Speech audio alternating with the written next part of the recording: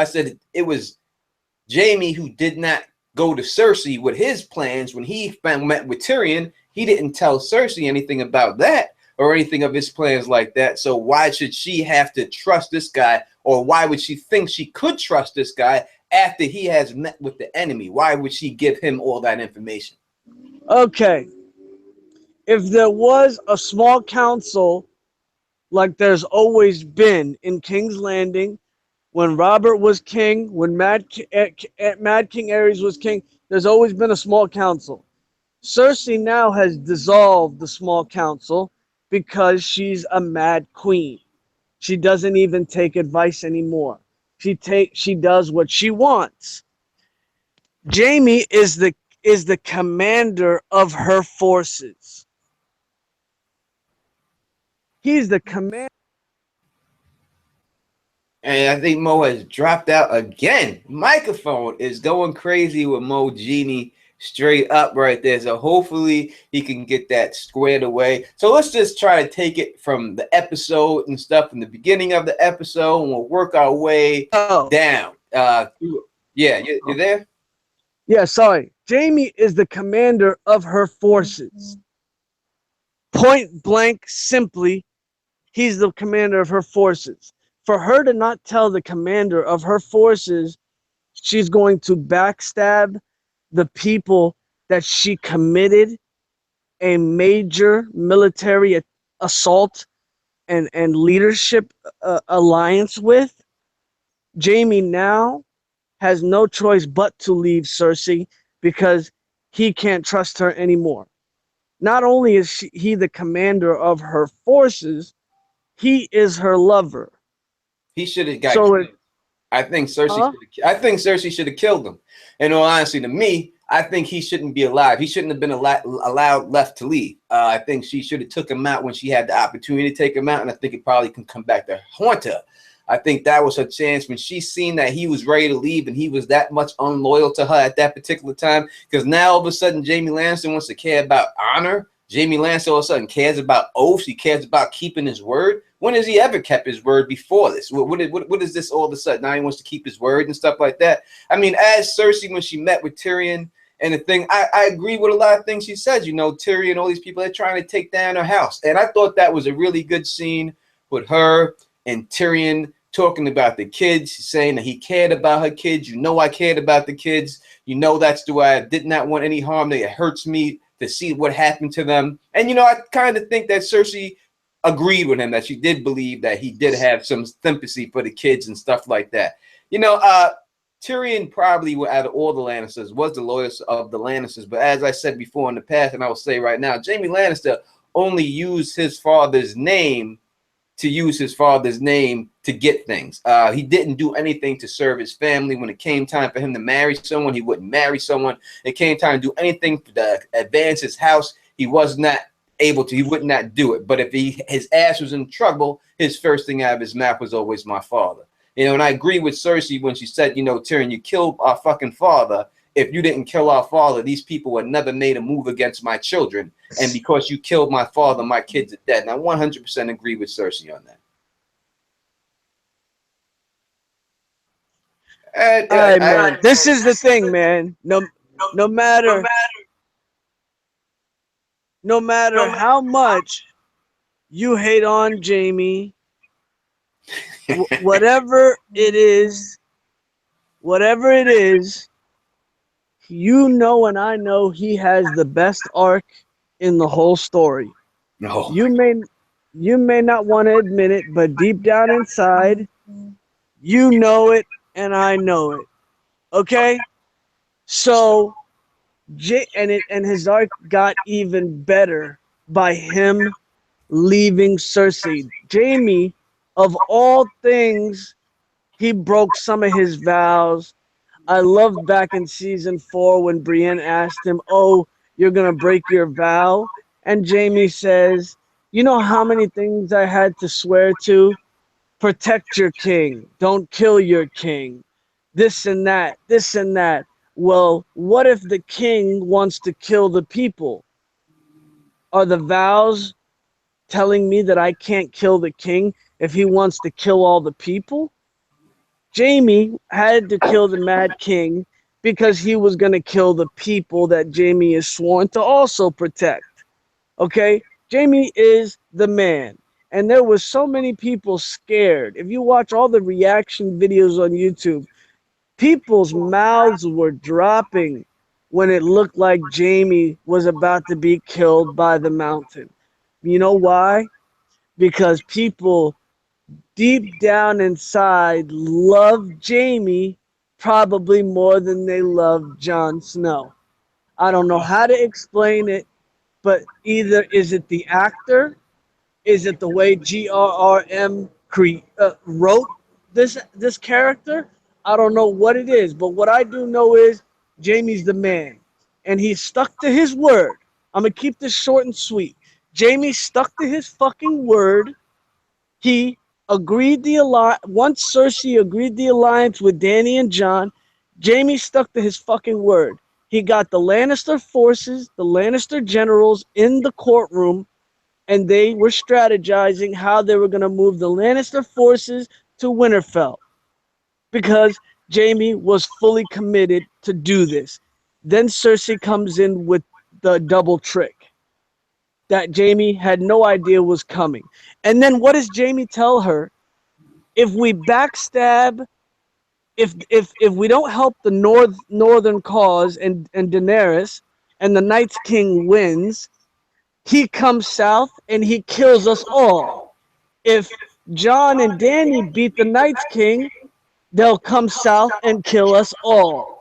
This is what Cersei. Let's go through that. I'm gonna say what up to my man Demon Knight. I actually was chatting with him in the text message. I told him I was doing a live stream. If he wanted to come on, he could, and he's here in the chat. So what up, Demon Knight, right there? What up to all y'all people in the chat? Let's talk about that. We'll go through that real quick. Look, Jaime Lannister keeping his word. What is his word worth? This is the guy who pushed the kid out of a building. This is the guy when he got captured, got his hand chopped off. He fucking was crying like a little bitch, saying my father's gonna save me until his hand got chopped off. People want to say he saved Brienne. He didn't really save Brienne. He just jumped in the goddamn pit. He didn't really do anything. The archers is what saved Brienne. It was got nothing to do with Jaime Lannister. He wasn't tussling with the bear while Brienne escaped like he did a cover. He didn't do anything. Did anybody else jump in the pit and save Brienne? Well, they didn't. They weren't planning on saving her, so they were just gonna let her get what she got. He just jumped in the pit, and they had to save him, so that wound up saving her. You know what I'm saying? Absolutely not. That's nonsense. That's the way. Come on, you know, and that's nonsense. he went in there. You saw his face. What did he do? He even said to Locke, "Tell your men to go in there and stand that bear down." And Locke said some smirky thing to him. Why would he say all that if he wasn't trying to save Brienne? And then he went in, and they had to save him because he was down there, and that's why they started shooting it up. They had nothing to do with Brienne.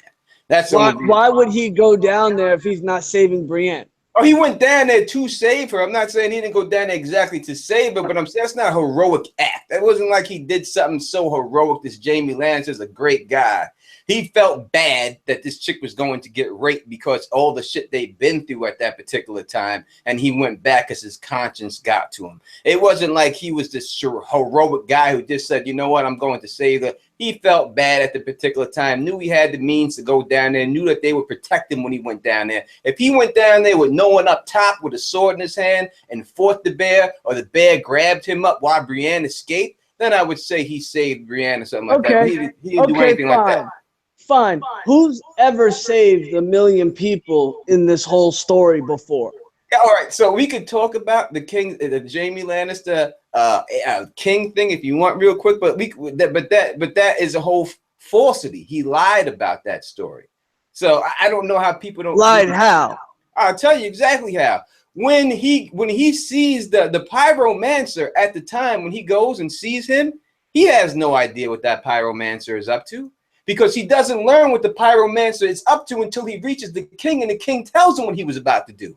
So he killed the pyromancer before he even knew what the pyromancer was going to do. So he went there just to kill the king, And then after that, he killed the king. Forget the pyromancer. I don't care about the pyromancer. Yeah, but Jaime knew Jamie knew that the Mad King had wildfire and he was going to set it to the city. No, he didn't know what the that the king sent the pyromancer to go light that stuff up. He had no idea that went down until the king told him that. And then when the king seen the blood on the sword, he realized that Jamie Lannister killed the pyromancer, and that's when he shit his pants and tried to run. And then Jamie Lannister grabbed him from behind and stabbed him in the back. That's no matter how you slice it up, if Jamie doesn't kill the Mad King, a million people die in King's Landing. Well, if he doesn't kill the pyromancer, because the pyromancer already had the orders to do it. So if he would have just let that guy go, and then the king killed the king, the pyromancer would have already set that light that torch, and it would have already been done. So he was lucky that he did kill the pyromancer, but the fact that he lied and said, "Oh, I did it to save the city," he didn't know what the king was doing or planning on doing until he reached the king. So that wasn't what happened. It just happened to work out for him after. And that's why he used that lie. You can slice it however you want. It so happened to work out for him. This, that, and the third. At the end of the day, it saved a million people. Yes, nobody else has that to their resume. Yes, you're right on that part. It did work out for a minute, and in the end, it did save a million people. All right. We don't need to get on this tangent. And this is what I love. This is what I love. This is what I love. I already told you a long time ago that Jamie is basically my favorite character. I know he is. I know he is. That's why I like fucking with you about it is what it is. And the reason, and to get back to all of this, when Jamie, a King's Guard / Queen's Guard, comes out in all black, and the sky is snowing. It's snowing now. It's snowing in King's Landing, ladies and gentlemen. He's in all black because Jamie Lannister should be forced to take the black for all the shit that he's done. If he survives this whole Great War, whatever, Jamie Lannister should be forced to take the fucking black. Whatever. There's a lot of people that should be forced to take the black. Randall Tarley should have just took the black, but he was a bitch, coward, and he took the sucker way out. Wait. How is that possible? What should he have done in that particular? You think that he should have just ride or died at that particular time and roll with? He was sworn to House Tyrell, and instead he usurped. He did. He usurped. Sure did. His bent knee to House Tyrell. So let's look at it like this. Let's put a little real world into this real quick. I know this is not a real world story, but let's look at it real quick. All right. Let's just say there was someone like President Obama's, right, is in office. He gets killed. His daughter goes off to the Middle East, right? So now his daughter's in the Middle East over there. President Obama was assassinated. Say it was some king and queen shit. This, think of it like that. She comes back with a bunch of people from Iraq, a bunch of people from Iran, a bunch of people from Russia, a bunch of people from China got her back and saying, "I'm coming over here to take the throne that my father had." Now, would there be American citizens in this country that's going to say, we're going to let these Iraqi people, these Russian people, these other people come here and kill our own Americans so that she could sit the throne because her father was on it? Do you think that would really happen? I'm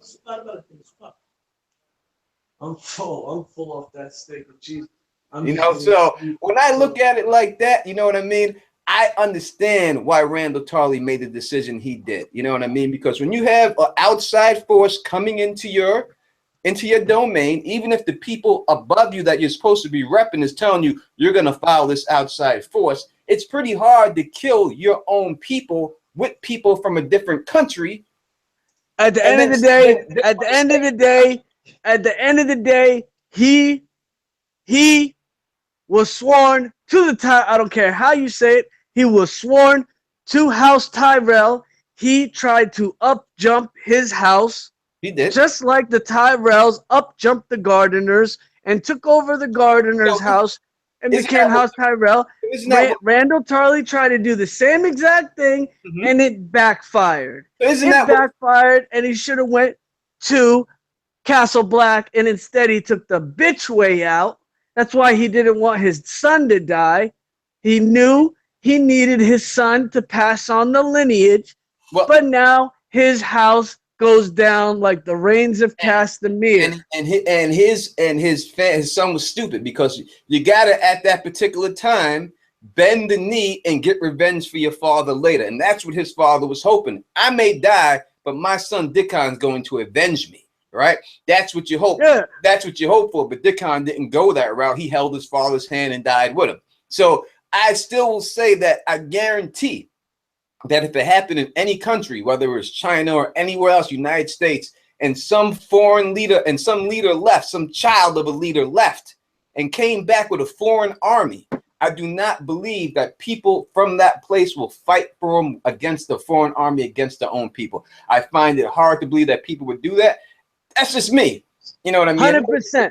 100%. It's hard. So I want to get back, before we get deeper in this conversation, I want to get back to why I got goosebumps in the scene. I keep messing this up. Go ahead. Jaime is in black. He's a Queensguard. He is going to the north to more than likely meet up with Jon Snow, the ex-Lord Commander of what is the Night's Watch. Even though the Night's Watch isn't what it used to be, he's going there. Do you remember in season 1 when Jaime and Jon met in Winterfell's courtyard, and Jon was getting he was getting Arya's blade sharpened by Mikken. Mikken was putting his mark on Arya's sword needle for Jon, and Jaime runs into him, and Jaime says, "I hear you're going to take the black." You know, and then sarcastically he says, "You know it's for life, right?" And Jon has that little face where he gets all sad, and it sinks in that he's gonna be going somewhere for life, when in reality, Jaime is a Kingsguard, and his is for life.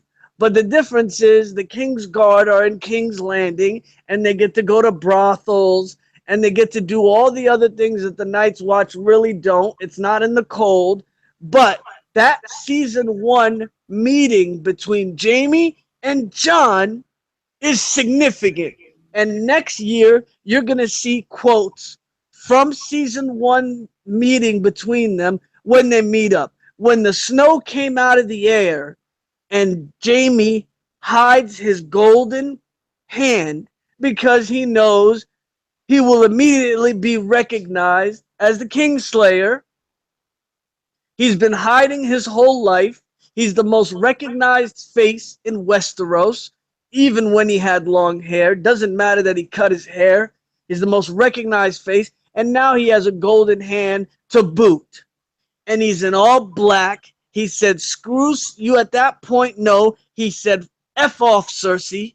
And he's going to go do his own thing. Yeah, and Jaime is going to the north. Right, let me give you the reason why he said F off Cersei. Let me tell you what it really was. What Jaime Lannister's thinking with right here. He ain't thinking with his goddamn heart like he cares about the people. He's thinking about his dick. And he's thinking about dicking Brienne. I seen the way he was looking at her in that episode and everything else. He just wanted to get his ass quicker to Brienne. So he used this shit as an excuse to get his ass to the north so he can go get down with Brienne. And there's no doubt that he will get down with Brienne, and there's no doubt that he's going to fuck Brienne, and there's no doubt he's going to be with her in the end, because there's no way we have the cliche Prince Charming and Jaime Lannister, who is not as charming as he's supposed to be. He's really a fucking asshole, really a fucking dick. And then we have Brienne the beauty, who is this someone who is not attractive physically, from what it says so in the books that she's not physically attractive.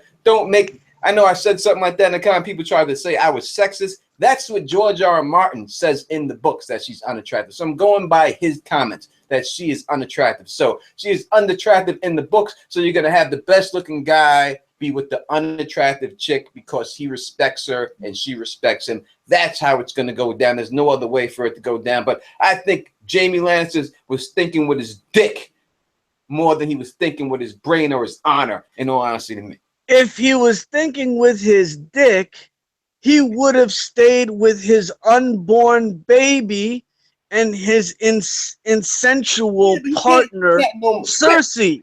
You can't really hit that right now. You turn that baby's head into a golf ball. You know what I mean? So he thinking about that new Nabisco. When you done had the same old crackers, and Jamie Lannister ain't never been with no other woman but Cersei, you know, he had his crackers, and that's it, right? Now he's trying to get himself a rich. He sees Brienne. He knows she's most likely a virgin. She's probably as tight as she is tall, and that's why he's trying to get up there. That's the way I see it, Okay, but the second Cersei told him she was pregnant, he immediately became a zombie again. He immediately became whipped Jamie. Oh my God, you're pregnant? I'll never leave you again. And she manipulated him and said, if you ever let Bronn do that again, or whatever she said, she manipulated him. I forgot the clever line she said at the last second when they were hugging. Do you remember the line she said to him? I don't know the exact word for word line. Maybe someone in the chat does, but I understand. I know the part you're talking about. You know what I mean? Yeah. Oh, she said, "Don't betray me again." Please, right? Don't do it again. And how ridiculous is that? How did he betray her? Bronn is the one who more than likely met with Tyrion in a brothel and set up the meeting between Jamie and Tyrion. Jamie had no clue he was meeting Jamie because even Tyrion said, I knew you wouldn't meet me here if you knew I was coming. So I had Bronn set up the meeting. Correct. But Cersei Lannister knew that Tyrion was there because her spies told her the deal and she still allowed it to go through. So he should at least came to her and told her Bronn's trying to meet me somewhere, blah, blah. I'll talk to you about it later or something. And he should have said that to her. I like how someone in the chat, Belly Fabulous, says that the baby is probably the Maesters. well, in the book, we know Cersei is fucking the Kettle Blacks. She's fucking one of the Kettle Blacks in the books. Everybody, no. And in the show, they didn't do the Kettle Blacks for us. But really, in my honest opinion, Bronn is a Kettle Black on the show. In my opinion, Bronn has always been one of the Kettle Blacks. Once Bronn became Jaime's right-hand man, figuratively and literally, he's been the Kettle Black. And it would have been great if Bronn and Cersei had a scene together. But guess what? Bronn and Cersei actually hate each other in real life. Yes. Because they dated when they were younger. Yeah, I guess they dated now they can't stand each other and stuff like that. I think that Bronn fucked up. He should have stayed with that chick. That he should have never let that one go. How awesome would that have been if the writers gave... I'll tell you straight up, that chick, she looked that Lena. What's her name? Lena what? What's her real name in real life? Lena Headey. Yeah, let me tell you about Lena fucking Headey. That looks like that's a freak. That's a freak. That chick right there. I know a freak when I see one. I know Freaky when I see Freaky Dicky. I know it. I can just spot Freaky Dicky right in your eyes. And I'm telling you, that chick is Freaky Dicky. She will do it. And she will do it to you. Trust me. I can see that in her eyes without a doubt. Every interview she gives. No way. That chick is definitely get down for us. You know what I mean? Without a doubt. He should have never left that. That was a dumb move by that dude, straight up. You know what I mean? But Cersei was using the pregnancy as her wild card because she knew she was gonna. First, she knew that she had to hide the deceptive plan with Euron and the Golden Company from Jaime. She knew this from the beginning. Hold on. She knew this from the beginning. Yes, sir. Okay? Mm-hmm. She knew that she was going to betray Jaime with the news about Euron and the Golden Company a long time ago. She made her mind up on this before Tyrion and Daenerys and all of them came to the Dragon Pit. Okay? So, she knew she had to hold this. This was the ace up her sleeve because she knows that Jaime is semi-honorable. He's not as honorable as a Ned Stark, but he's got a bit of honor in him. That's why he was pledged to go north, and he was gonna go north. They even showed us Jaime having the meeting with the Lannister generals in the room with the map because Jaime was going. So she knew she was hiding this from him. So she had to hold that card all the way until Jaime was committed to go north with the Lannister generals. She tells the Lannister generals, "Excuse me, my lords, I have to speak to my brother." Jaime goes and speaks to her. She lays down the law. She tells him that she's going to backstab Jon and Dany. He says, "You're a stupid broad, because whoever wins up there is going to come here and kill us anyway." Then she hits him back with the, "Oh no, don't worry about it. We're going to have 20,000 Golden Company archers, men, yada, yada, yada, yada, yada." And then Jaime finally realizes that she backstabbed him. That's when he finally realized, "I gotta leave this crazy broad. She's the Mad Queen," and reincarnate. And Jaime, basically, that Cersei was holding that card till the end. So then Jaime says, "I'm not going through with this betrayal. I'm keeping my word. I'm going north. I don't care if you go with me. I don't care if the Lannister soldiers come with me. I'm keeping my word." So then he's about to leave, and she says, "I told you nobody ever turns their back on me again." And then Jaime says, "I'm leaving." Then she says, whatever happened, I don't know how she told the mountain. She said, then something, he got scared, and he's like, "Well, you're going to kill me?" And she said, "If I have to." Then the mountain, you can hear his sword come out the scabbard. And that's when everybody really thought she was going to kill him. And then Jaime says, "I don't believe you." The whole time she was using the pregnancy thing to hope that he would stay whipped. She hoped he would stay whipped. Let me say this real quick about that whole situation. First off, I like to say I had to time out my man in there real quick. Don't take it personal, brother. I'm just playing around with you. That's why I did it. But Tony Teflon ain't pussy whipped. Tony Teflon whips that pussy. Straight up. Now, let me say it like this to you, Mo, real quick. I know Jamie's your boy. And I know this is your boy. And I know that you're putting up a great defense for him. You're doing a really good job. All right. But it's like this. After Cersei found out that Jaime was meeting with Bronn, when she found out that Jaime was meeting with Tyrion, she had no reason at that particular time to trust him with anything. She had no business. She's the queen. She does not have to tell him her plans. Whatever she gives because she wants to. That's the part of being the queen or the king that you get. Now, why would she trust this guy after he met with someone behind her fucking back? So why would she, even after that happened, why would she say, he just met with someone behind my back. Let me tell him my future plans. No, she's not going to do that. She's going to look out for her best interest because now she can't trust Jaime Lannister. She can't trust him at that time. As for the whole thing with the mountain and everything else, she didn't have him killed because Cersei does love Jaime. She does have love for family. That's why she didn't kill Tyrion. She has love for family. She really, truly, in the show, now in the books, we know she's fucking everybody. But in the show, it's portraying that she really does love Jaime. We've seen how she looked at Brienne and Jaime. When Jaime looked at Brienne, she got jealous.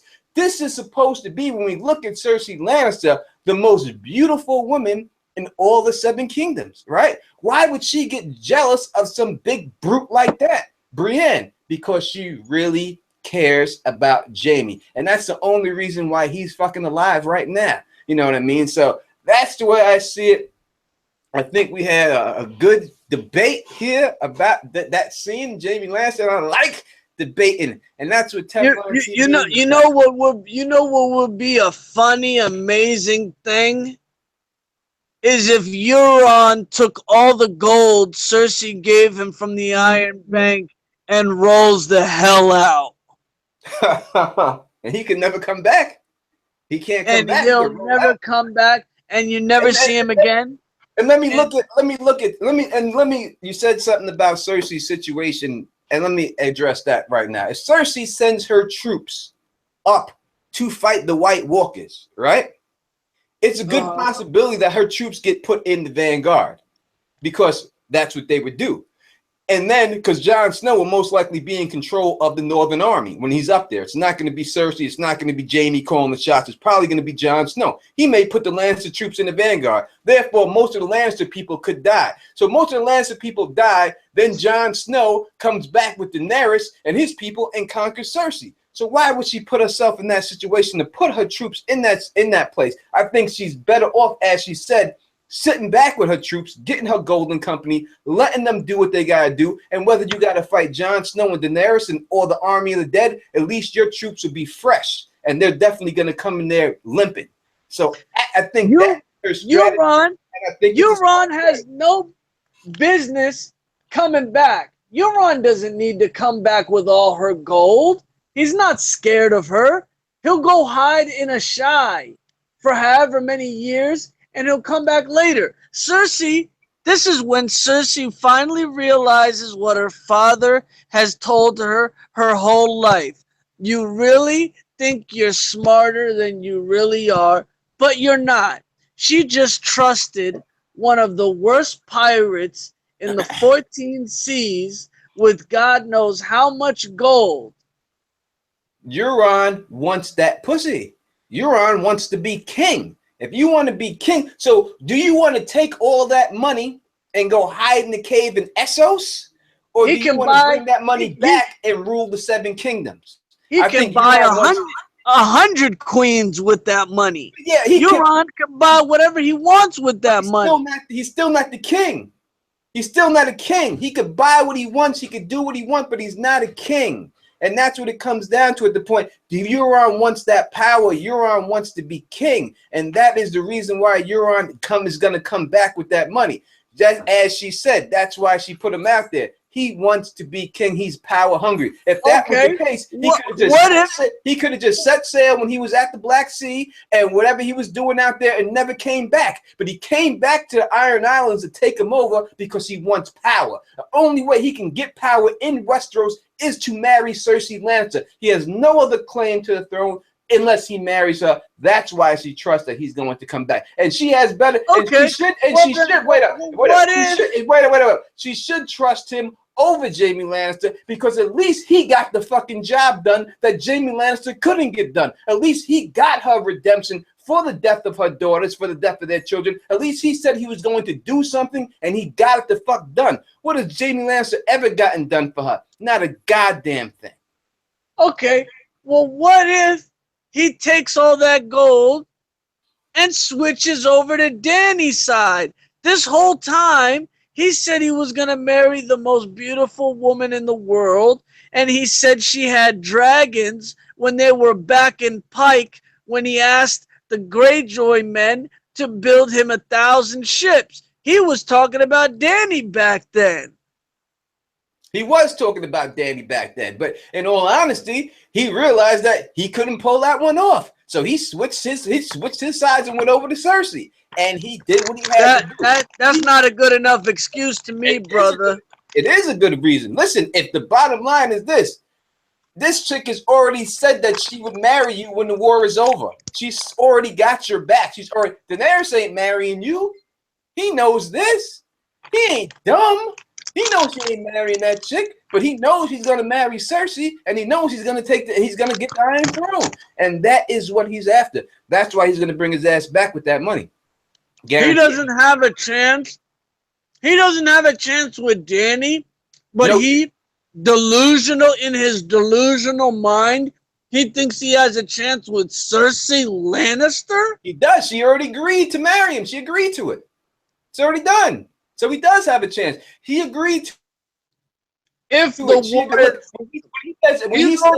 you don't think she was lying to him to tell him that? Let me put it like this.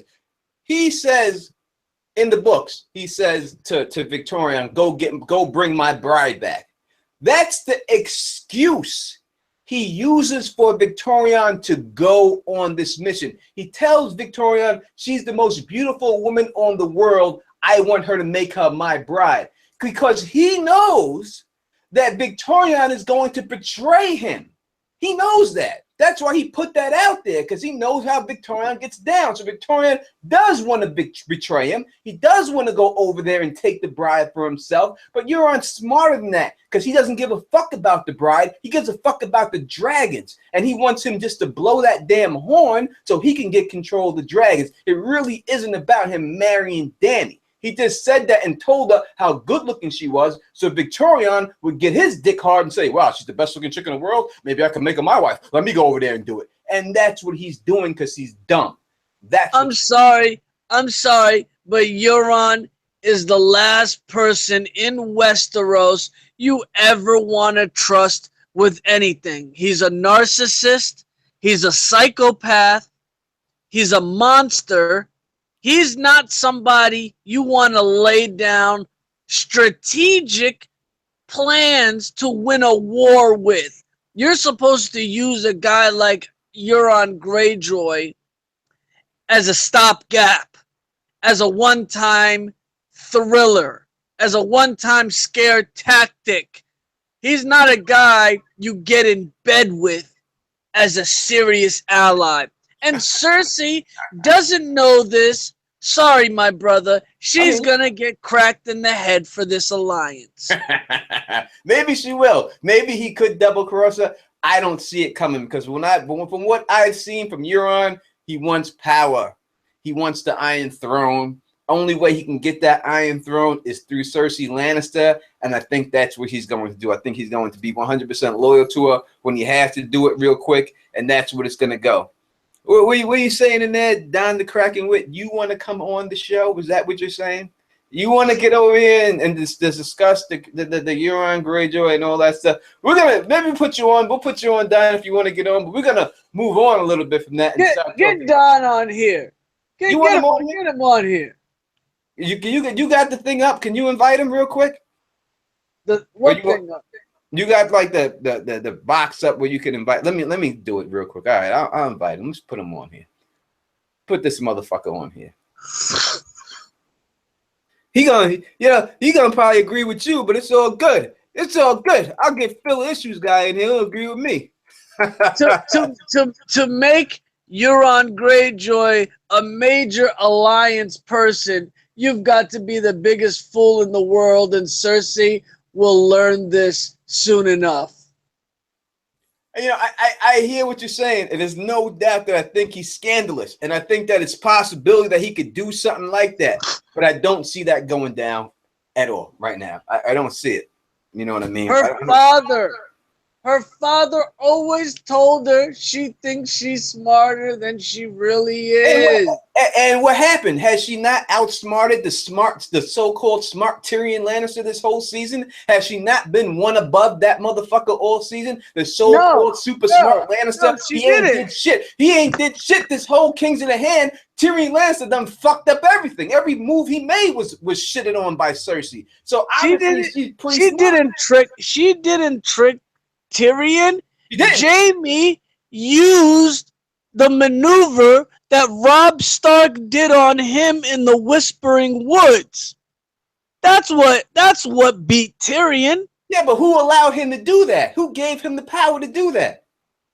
That's her. That's her call. He may have an idea and he may broach it to her, but it's her call to make the final decision who does it. You know, are you trying to say right now that Cersei Lannister is the reason Jaime used Robb Stark's trick? No. At Casterly Rock. What I'm saying is exactly what I just said.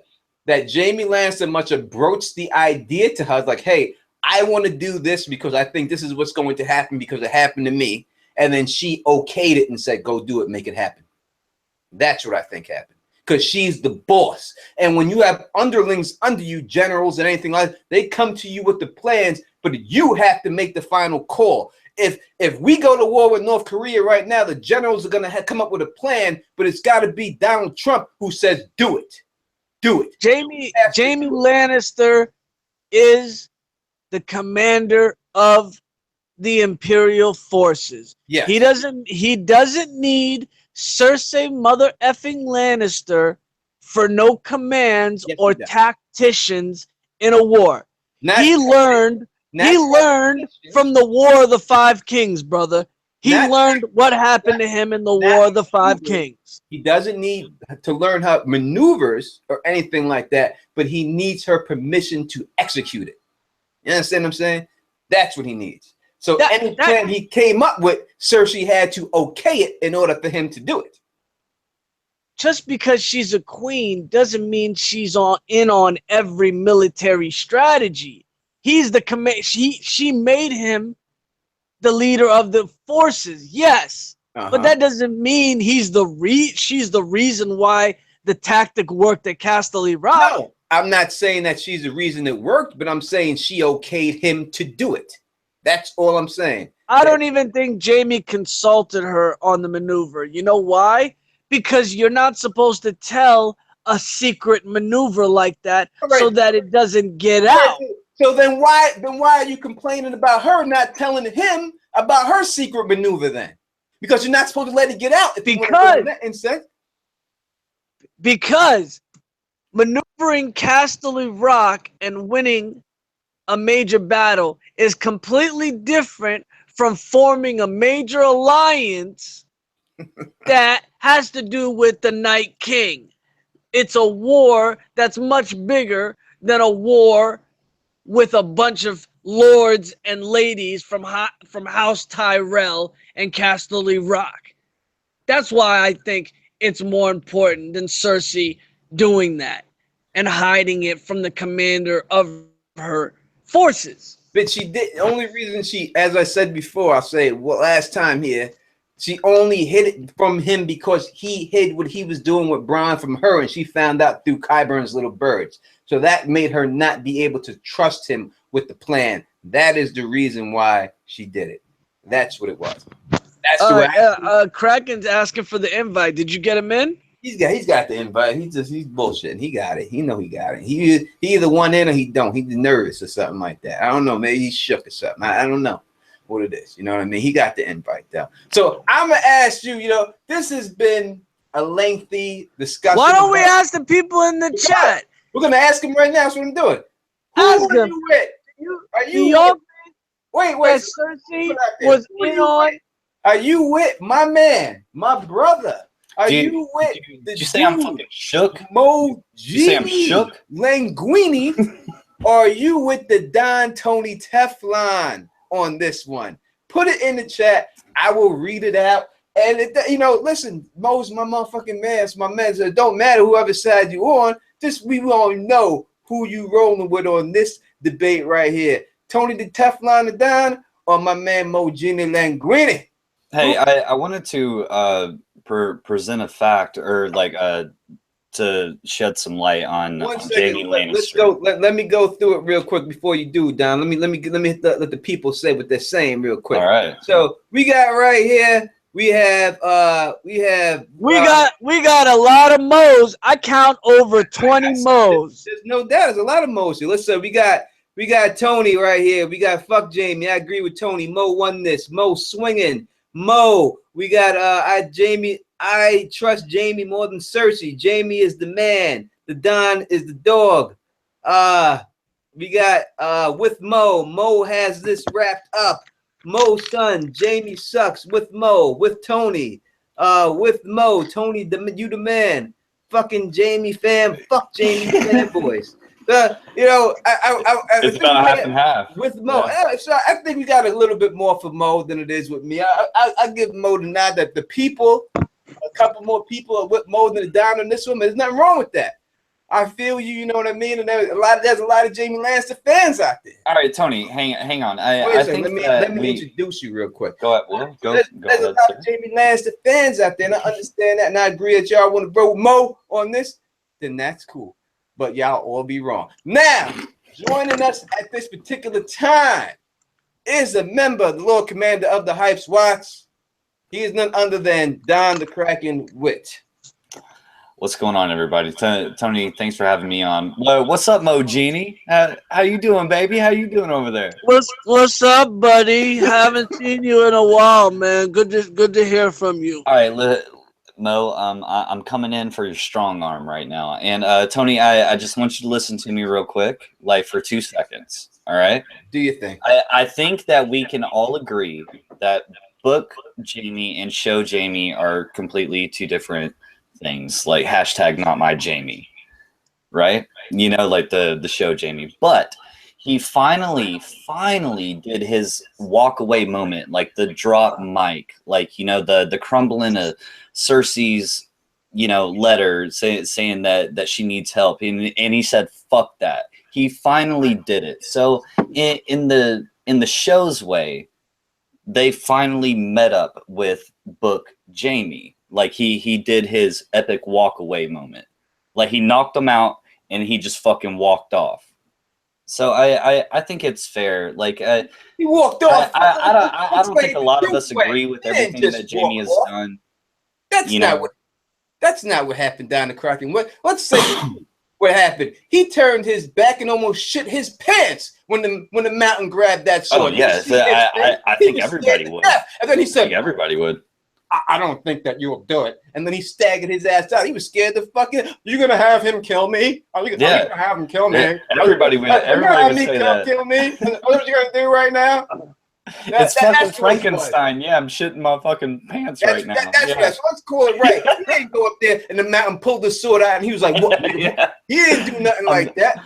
He didn't come out there beefing like that. He looked at that mountain. He pulled that sword. And said, "You're gonna have him kill me? Is that what you're gonna do? You're gonna have him kill me? I don't think you're gonna do it." And he ran his ass out of there. He did do a rollout moment. You know, like he did leave. He abandoned Cersei. He quit all the bullshit. You know, and we've been waiting for Jamie to turn his back on Cersei for a long time. You know, like I thought he was gonna kill her. I thought he was gonna finally kill her. You know what, Mo? Like it would have made sense. It kind of would have made sense. Split. He would have got killed. He would have got his ass split. He would have made a move towards Cersei. He would have got split in the half. That would have been it. You want to talk about splitting wigs, dude? The mountain would have done it. He would have got split in fucking half. But Jamie Lannister ate the same Jamie Lannister. Listen, the man lost his hand and just became a bitch. This whole season, he's done nothing but he was scared to death. It was Cersei Lannister trying to pump him up the whole time. We're going to do this. We're going to take this. We're better than this. Jamie Lannister, the Dothraki, we can't beat them. They do this shit for sport.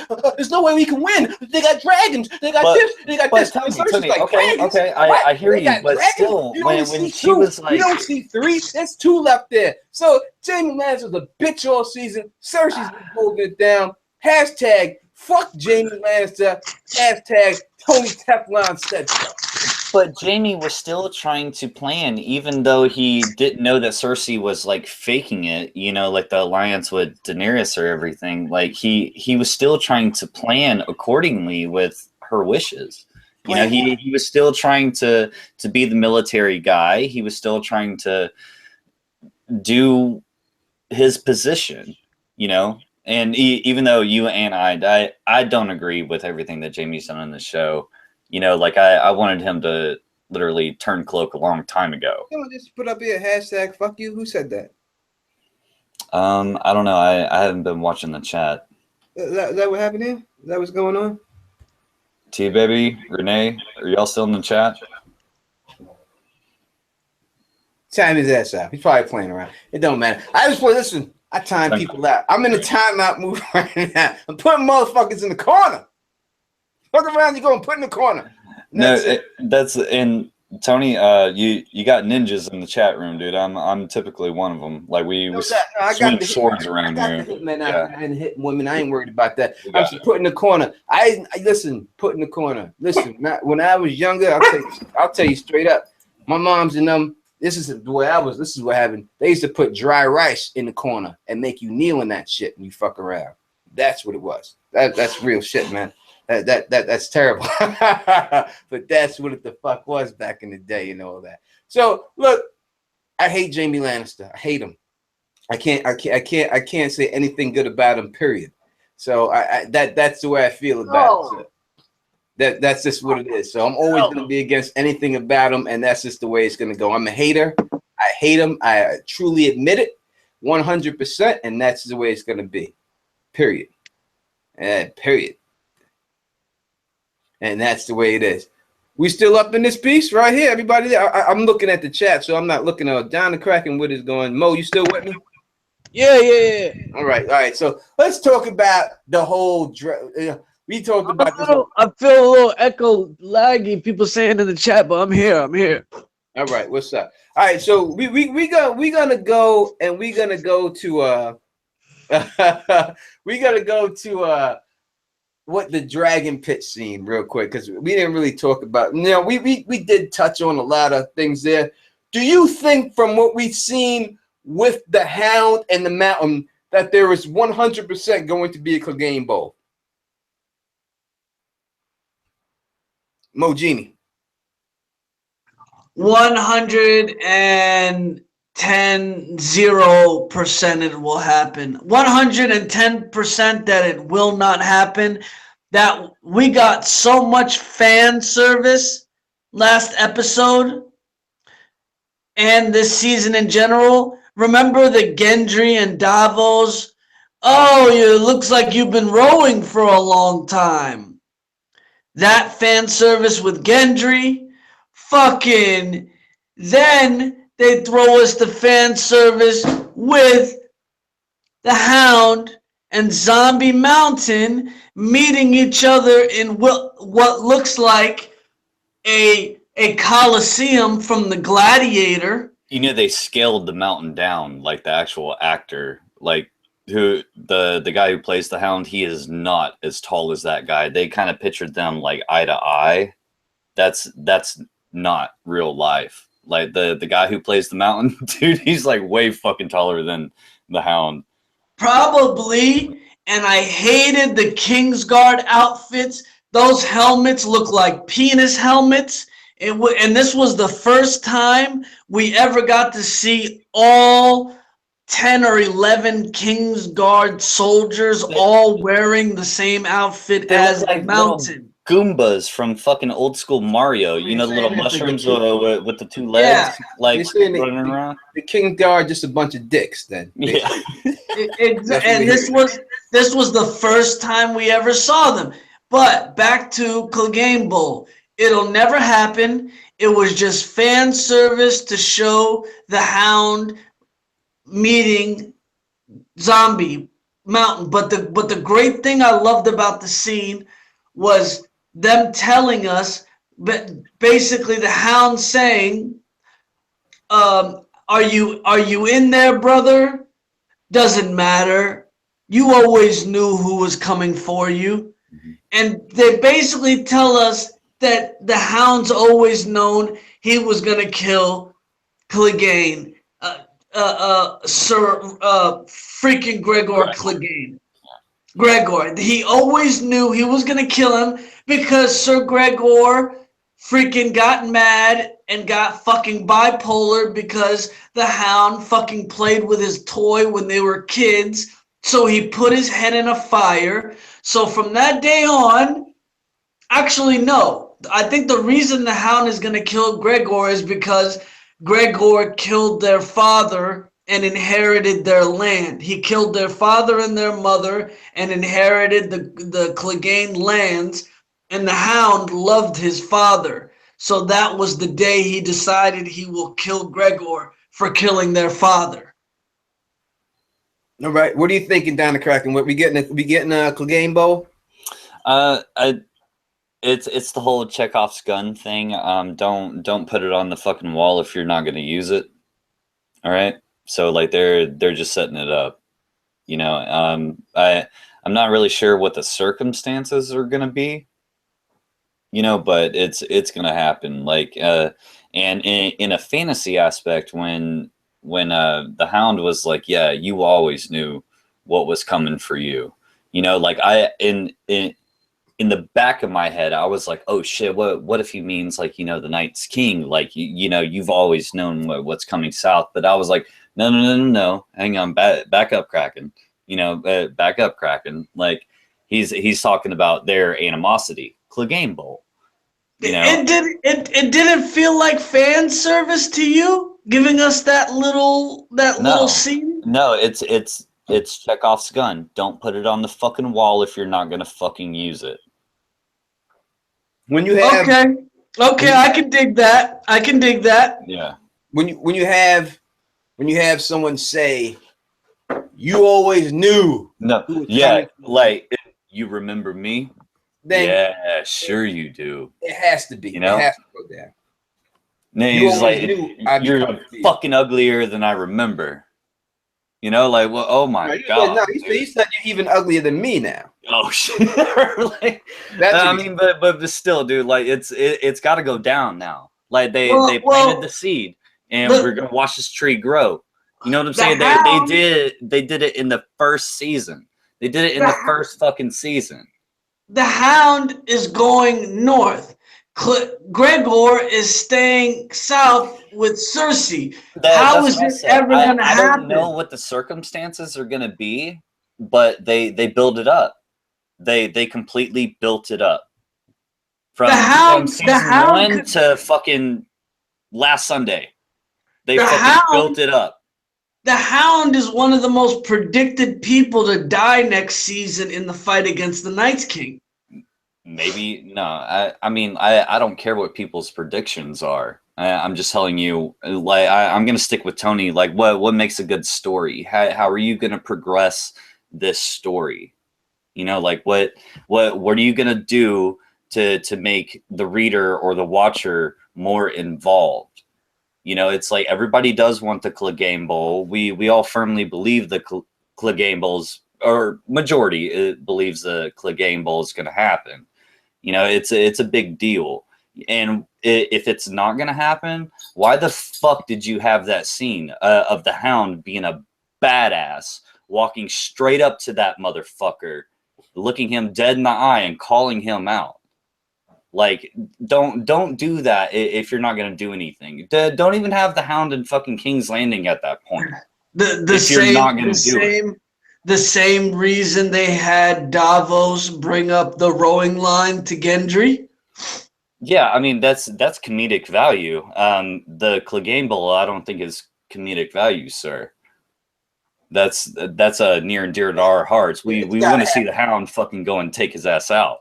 It's got to happen. Unfortunately, it's got to happen. It's got to happen. I don't see how he can beat his brother. He shouldn't be able to beat the Mountain, no matter what. He shouldn't be able to. He couldn't beat Brienne. So there's no way he should be able to beat the Mountain. But I think in the show he probably will. But there should be no way if you can't beat Brienne, because I can guarantee that the Mountain will beat Brienne. I put anything on it that the Mountain will slice her right in half.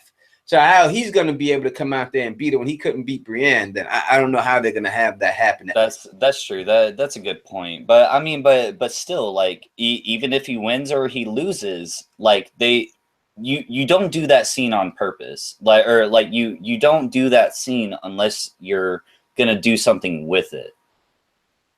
Yeah, it's going to happen. It's going to happen. It's going to happen. I don't know. And Mo, I don't know what the circumstances are. I don't know where they're going to be when it happens. But it's got to happen. Like they build it up. I would say this about the scene in the Dragon's Pit right there that we watched, that Qyburn was not afraid of what the fuck soever. He was so curious about what he was seeing. He picked up that hand. Man, he was mesmerized. Back with him and analyzed that fucking thing. Yeah, he was all about mesmerized, dude. Everyone Like his his dick was so hard, dude. Like when he picked up that fucking hand, like oh my god, like Qyburn's dick, like he was like fucking on cloud 9, dude. Like I swear to God, like he was about that shit. You would have thought Qyburn would be the one person to sit Cersei's dumb ass down. You know what, Mo? You're right. Yeah. And say, Cersei, this ain't right. Your queenship, your queenship, my whatever queen, whatever. This, in all my years of cutting up live people while they're alive, I've never seen a body animate itself while it's decapitated from the full body. Your queen regent, your queenacy. I've never your queenacy in all my years of being down in dungeons making people scream horribly. Mm-hmm. I've never seen fingers moving once they're disattached from the body. That should have been the first thing. What was the point of Qyburn looking at that damn hand then? Dude, like who knows what the fuck was going through Qyburn's mind, but like you got to give it to Jon Snow in that scene for him just like cutting everybody off and going, we can burn them and we can fucking kill them with dragon glass. And that's all that motherfucker said. You know what I'm saying? Like, drop mic. Like, holy shit. Like, Jon Snow actually stole that scene. Like, I was really curious about the whole Qyburn thing. Like, that was very intriguing. But Jon Snow completely stole that scene right then and there. I think that Qyburn was, he was just enamored. He was all about that shit. Yeah. He wanted he would just take the body himself, put it in his laboratory and do experiments on it. He was 100% about it, you know what I mean? We hadn't seen it for 2 months. Yeah. No doubt about it, you know what I mean? Because he's all into that reanimation shit and keeping people alive and everything else like that, as we see with Sir Gregor and stuff. But I thought that was something that I hadn't heard a lot of people talk about, that the fact that everyone else really jumped back, but that fucker jumped forward. He was all about that shit. He was like, "What, really? Yeah, great." Yeah. I mean, like we're talking about Victor Frankenstein, not actual Frankenstein. This is Victor. You know what I'm saying? Like how George likes to repeat himself of our own history, our own literature, as Earth and humans and, everything as far back as we can imagine, like that's what George does, and he pays homage to famous works of art. Qyburn is Victor Frankenstein. I'm going to ask this question to the people on the panel with me. And I'm going to ask this question to everybody in the chat right now. So get ready to answer this question. I want to know, what was a better sex scene, Jon and Daddy or Melisandre, Missandei, and Grey Worm? What was a better sex scene? Oh, fucking Missandei and Grey Worm, son. Just strictly because of Missandei. Missandei and Grey Worm, because, you got to see her body for such a long time. No, don't get me started, bro. You got to visualize her body for so long that made it better. Yeah, I'm looking at the chat right now, and I haven't seen anything pop up for Danny and John. So I guess the best sex scene right off the back was Ion Tron, the Twitter genius, said Grey Worm with no worm. I think we just call him Gray then. Just call him Gray. Yeah, it's just Gray. It's fucking Gray. See, this is the thing. The reason why the Missandei one was better was because the Jon and Danny love scene really was about showing Jon's body off. You know how many women were on my Facebook feed like, "Oh my God, Jon Snow has such a great bubble butt." Ooh la la. Hey, Mo, nobody hit me up and said that shit to me, dude. Nobody hit me up and said that shit to me. I heard that myself, so I'm gonna give more pass on that. I did hear Bro, I'm heard sorry, bro. I have a lot of. I heard nobody hit me up talking about John's ass to me. All right, fucking. I just carried on Monday. Are you serious? Are you serious? There's a million articles about it. Okay, dog. okay, yes. I understand that there's articles and shit about Jon Snow, but nobody literally hit me up like you just said. Like nobody hit me up talking about Jon's butt. No, they didn't hit me up. They posted it. They posted it on their Facebook feeds, and I could see it. Yes, I seen the same thing that I heard. I seen a lot about it. You guys, that just means y'all follow a lot of women all over the internet. I think a lot of women follow me. Yeah, you know what I'm saying? I got a lot of female. I got a lot of female friends. Gotta get emoji.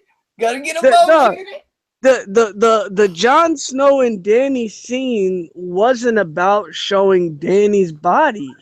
Like, she has a clause in her contract. Right. That scene was all about fan service for the girls for Jon's body. The Missandei scene was for the guys. I'm going with Missandei all day. Oh my god, yeah, me too. All day, all night, 24 hours, 7 days. Yeah. I'll see you next week, homie. Yeah. That's it. You could take that video to the bathroom with you.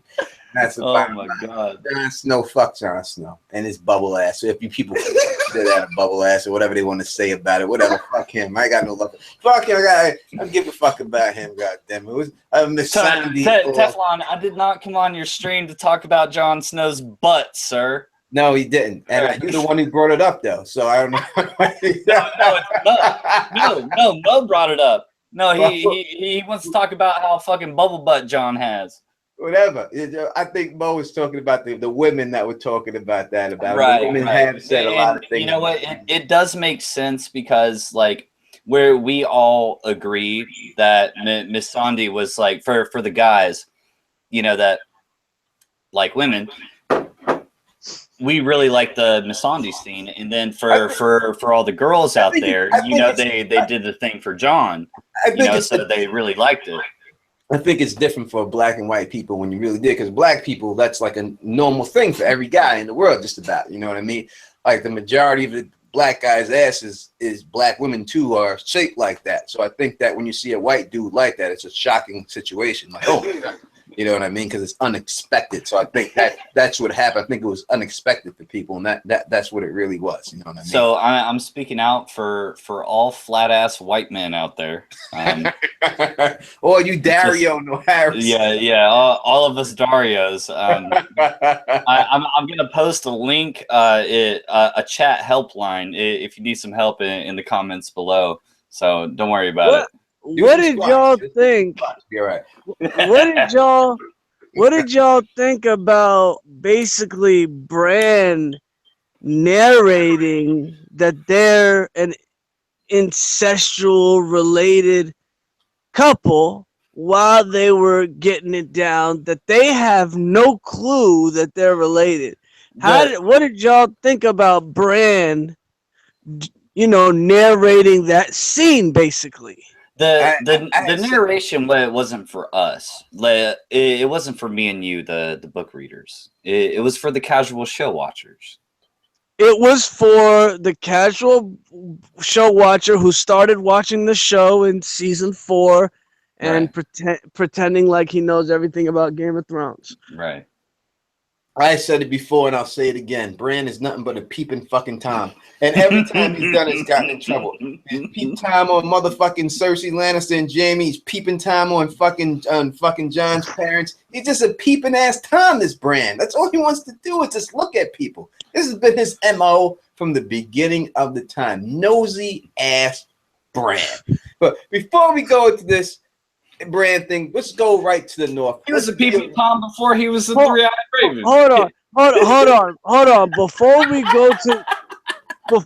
go to the north, I would just like to say, for all the freaking feminazis and social justice warriors And everybody that falls into that category that is mad that John and Danny are related and are mad that they got together. Are you really? Have you not been following this show for Yeah, 7 years? have you not been watching? Yeah, for real. There's so many people on all the message boards.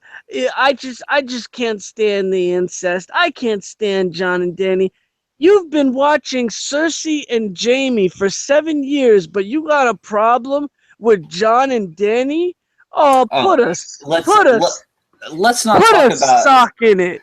let's not talk about how many Stark cousins there were. Let's not talk about how Tywin was married to his cousin. Let's not talk Please. about how the Targaryens that we have nowadays were literally because of brothers and sisters. Please, Let's people. not talk about any of that. Please, people, put a sock in it. Because it's just ridiculous. These are the same people that watched Theon Greyjoy try to finger his sister. Did actually finger his sister. I never heard a word about it. Yeah, never. And she let him. Never heard a word about it. Let him. This is medieval fantasy. She did let him, and that was terrible. But what would she do in that position? I don't know what she could do. This is medieval fantasy. Because he was riding bitch. He was riding bitch. Because he was riding bitch. Dude, people don't realize all the royal families in Europe are all related and all intermarried each other. The Queen of England is actually a German, but she changed her name. They're not British. They're not British. They're German. They're German, and they all marry all the families. The Greek monarchy, the Spanish monarchy, the Swedish monarchy. They're all German ancestry, and they all married each other, and they're all related for 1,000 years. Even still to this day, there's a lot of bloodlines, like especially royalty throughout different countries. Like a lot of foundation was because of incest. Well, and trying to quote unquote preserve, whatever the fuck it is that they think they have going on. Well, that's where you get the term blue blood from, right? This is what it is. So let me break it down to you like this. Even if you look at America back in the days, even when it was back during slavery times and all that, think about how it was. If there is no street lights, there are no streets. Are you talking about? Hold up, Don. Instead of going down the street, go down the hall. Hold up. There are no street lights. There are no cars. Getting 2 miles is a big fucking deal. Getting 5 miles is humongous. So usually it's your family members that are close to you within that mile radius. So it's usually that's why people marry their cousins and stuff like that, because you couldn't get 5 miles. You couldn't get 10 miles. Nowadays, we get 100 miles. We meet people throughout all over the world. You can meet with them. It wasn't like that. You're talking about no street lights, complete darkness, no roads, all woods all over. It's hard to meet someone. The only people you do meet or have a chance to meet are your family members, and a lot of people hooked up with that. We have a super chat from Todd Fowler. Thank you for that, brother. And his question is, as fans of both Lord of the Rings, Game of Thrones, which series is superior? I edge it to Lord of the Rings. So I throw that to both of y'all while I get a drink. What to y'all, what do you think is better? What do you like? Well, Lord of the Rings or Game of Thrones? It's hard to talk about because like nowadays, like we have this glorious thing called the internet. Like imagine if right after the Two Towers was released, all right, and we had no internet. We're waiting on that third book, and like as a whole, literally over the entire fucking world, we're waiting for that third book, and he finally delivers, but what about that downtime in between the second and third book? That's literally what we're kind of going through right now, but unfortunately, it took a TV show, massive production to get everybody on board, you know, to read these books. You know, like I think I've read them 3 times now, and individual chapters numerous times, you know, but it's all of us collectively waiting and doing theories, you know. So I have to give it to George R.R. Martin just because of the time, and to actually physically allow us to do exactly what we're doing right here, right now. All right, that's cool. Bojini, how you feel? Is he there? I guess not. Until he gets back, I'll answer the question real quick. I like Lord of the Rings. I thought they were good movies. I'm not gonna. You here? Oh, he's back. All right, go ahead. Say your piece. What are you thinking? Lord of the Rings. I love Lord of the Rings. I love the Hobbit series. I was so glad when they decided to do the Hobbit, even though the Hobbit was a small book. And to get 3 movies out of such a small book. That's pretty cool. That's pretty cool. It was ridiculous, but it was cool at the same time. It gave me a nerdgasm for them to get three movies out of a small book. And I love Lord of the Rings. But Game of Thrones is just on another level. I don't think it's because there's so many characters more than Lord of the Rings. I just think that the way that the story arcs are built and the way that the characters progress from where you initially meet them to where they are 5 books later, it's something that's never been seen before in a fantasy epic. That I just, you know, and George got a lot of stuff from Tolkien, so you have to give his props. He learned a lot from Tolkien. Everybody got a lot of things from Tolkien. Yeah. Exactly. And George basically got a whole bunch of great things from a whole bunch of other great fantasy authors, and he's made an amazing epic, you know, and it's just uncomparable. GOT is miles and miles ahead of the Lord of the Rings trilogy. Well, and there's something really special about it because we don't have grumpkins and snarks, you know, like running all over the place, or fucking goblins and elves and shit. You know what I'm saying? Like it's kind of set in a world that we can believe in, you know, and it's extremely grounded. You know, so in the books and especially in the show, you know how the show they always end it on the last episode, the last scene. It's like the fantasy White Walkers, like they just keep coming, you know, like, and it's kind of a big deal in Georgia's story of A Song of Ice and Fire when something fantastical happens. It's a really big deal. It's a really big deal. Oh. You know, like, do you remember how you felt? You know, like when all of a sudden Melisandre like birthed that shadow baby. You know, like that was epic. It was fucking epic. But like we now know that's like fucking minuscule compared to the doom that is looming over us, known as the Night's King and the White Walkers. Yeah, I would just say that it's 2 different series. It's hard to compare them both. There's 2 different things. Without Lord of the Rings, you don't get you don't get this series. So you need that to get here. So it's a natural stepping stone, a natural progression. I guess it just really goes more on taste. I can't really say that one is better than the other. It's really just particular taste in what you got.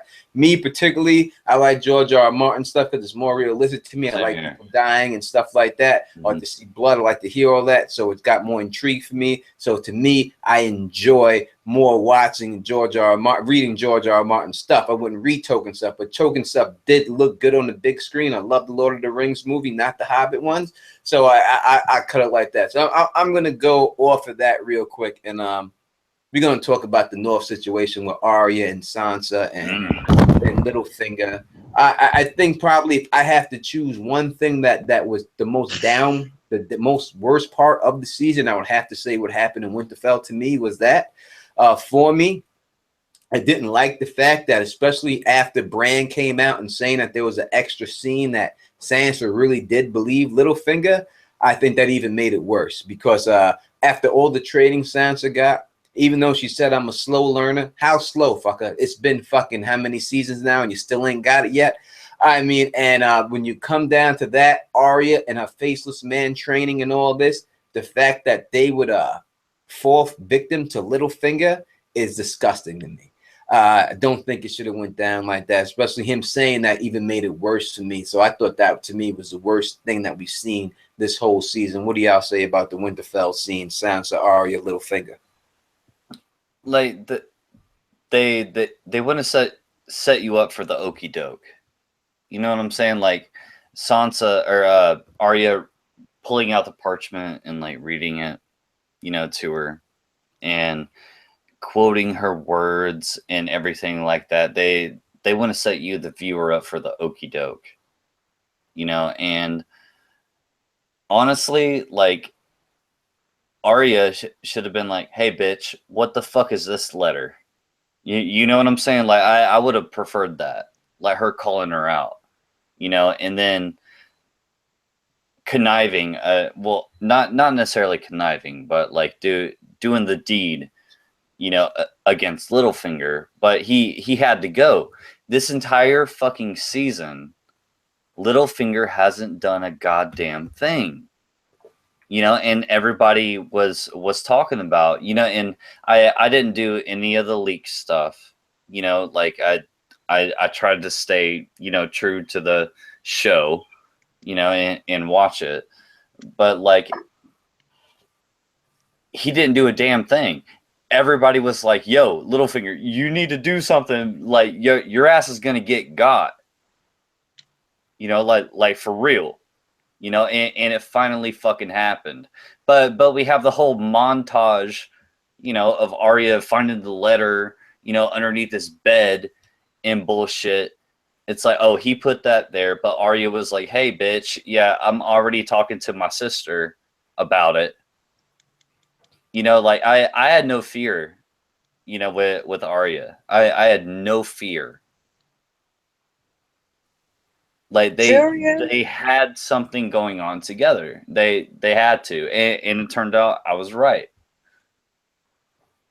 Tyrion and Littlefinger went from being the smartest motherfuckers in the whole damn show to the worst dumbest ones. Yeah. to the dumbest dudes in one season. And the reason that happened is D&D needed to dumb down Tyrion and Littlefinger so that everything else could work.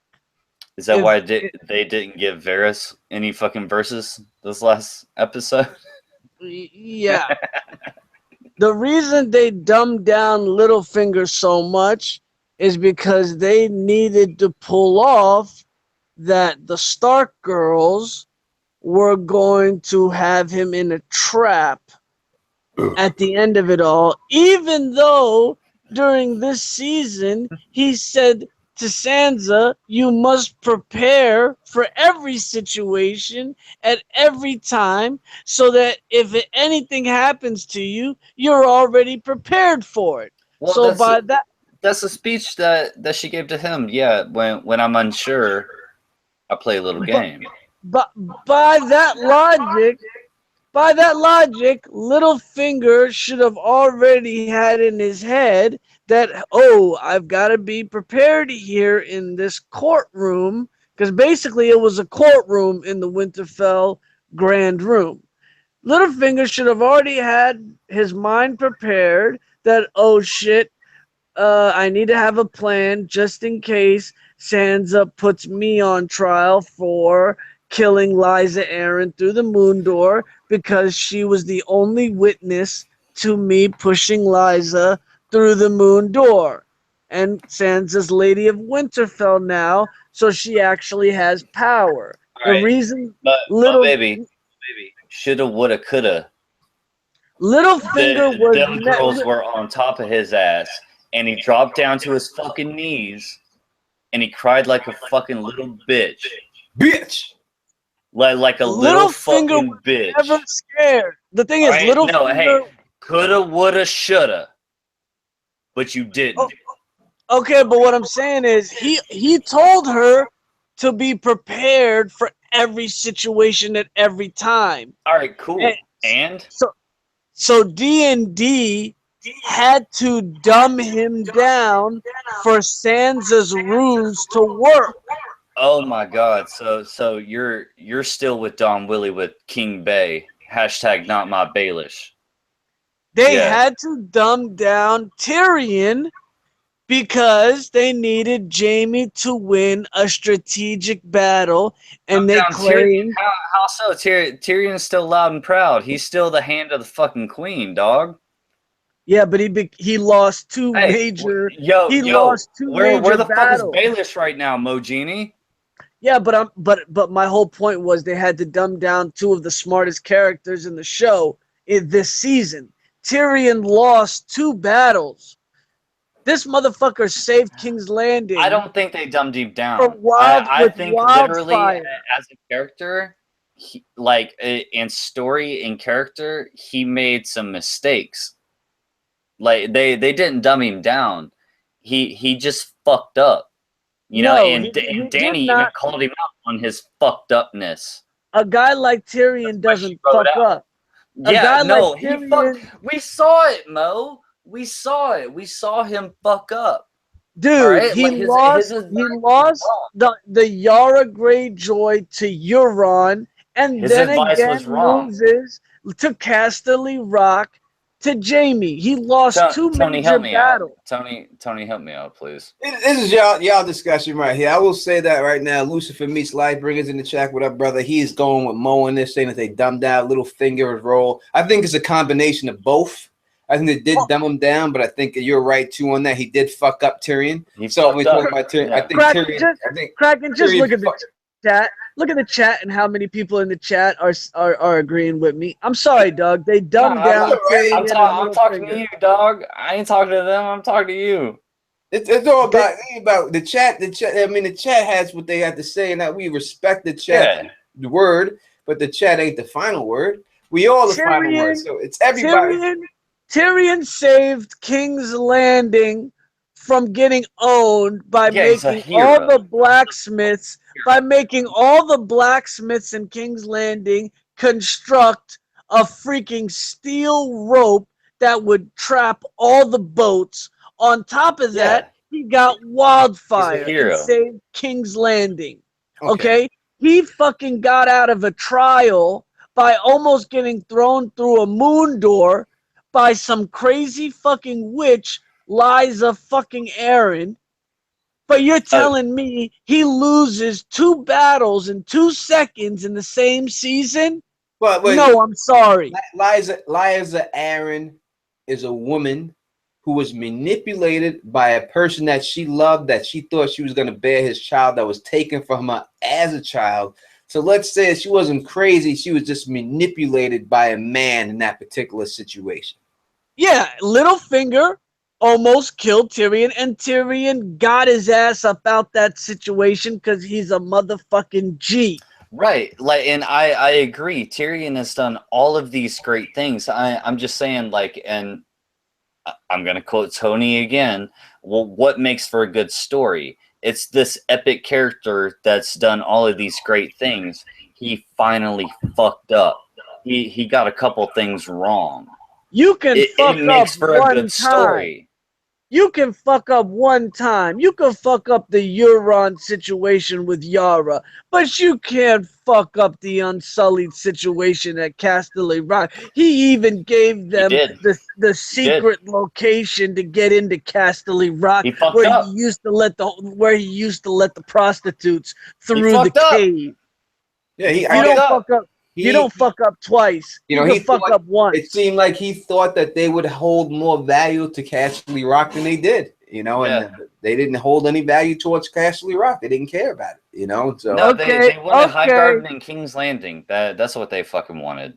Okay, if you guys want to pull all these excuses out your asses, No go excuses. ahead. No, it's no excuse. I'm literally saying the guy fucked up. Like he made miscalculations. Like he planned wrong. Like he 2 did. times? Like 2 times. yeah. It fits for his character.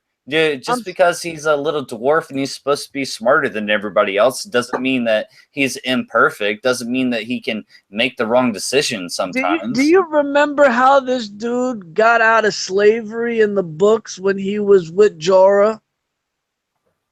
Do you remember how he got out that situation? No, Mo. In the books? Tell me.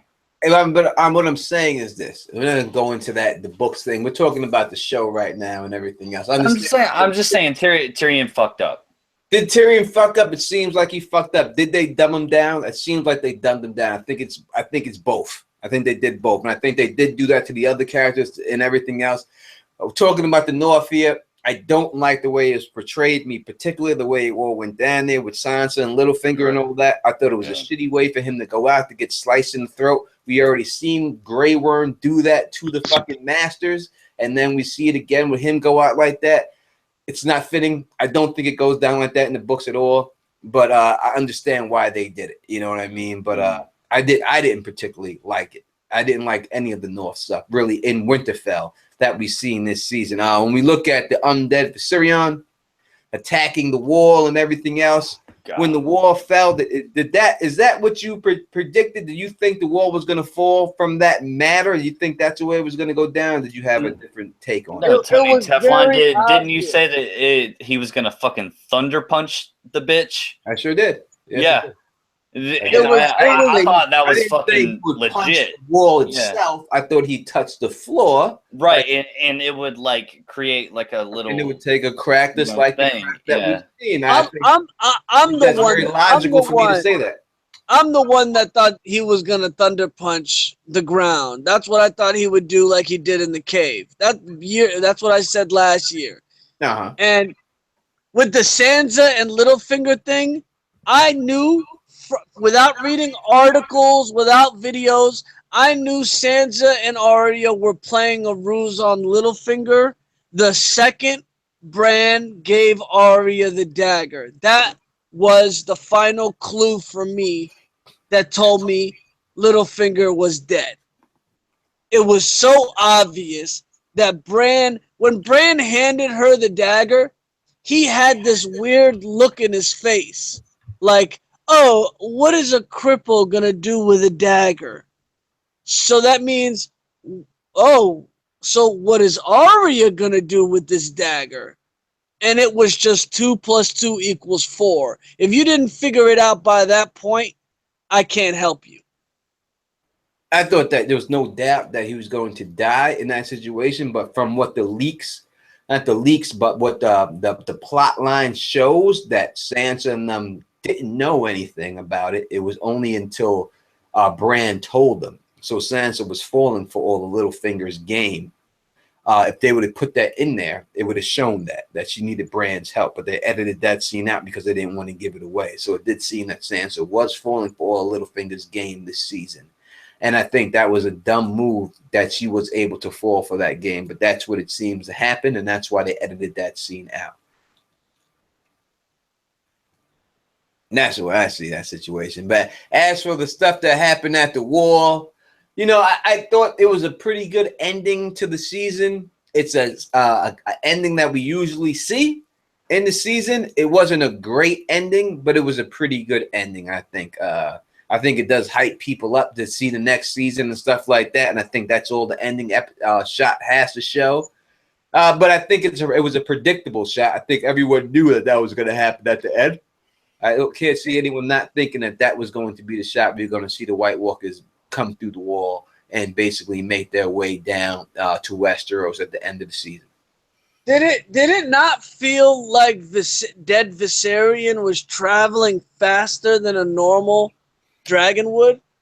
It's not him. It's the Night's King. But yeah, they were fucking flying fast as fuck, boy. Like, they were fucking flying, dude. It looked like he had rocket propellers on the back of it. Like fucking Danny's been a bitch, like, with her fucking training wheels this entire time, but the Night's King gets on the back of a dragon. This motherfucker is like a rocket. He may have a saddle. Who knows? Holy shit. Or he may be able to freeze his ass to the ice dragon's back and not have to worry about that. You know? I mean, I don't think he's cold. I don't think it's an ice dragon. I don't think he's cold. No, he's not. It doesn't seem like it's. I would wish it was ice dragon, obviously, because I read that years ago. But it doesn't seems more like a white dragon. Right. It's blue. Prediction. It's just blue fire. Hey, like the hottest fire in the world is white. No, the hottest fire in the world is blue. Okay. Well, Mo, you just proved all of our points. Yeah, that's what I'm saying. It's the hottest fire in the world.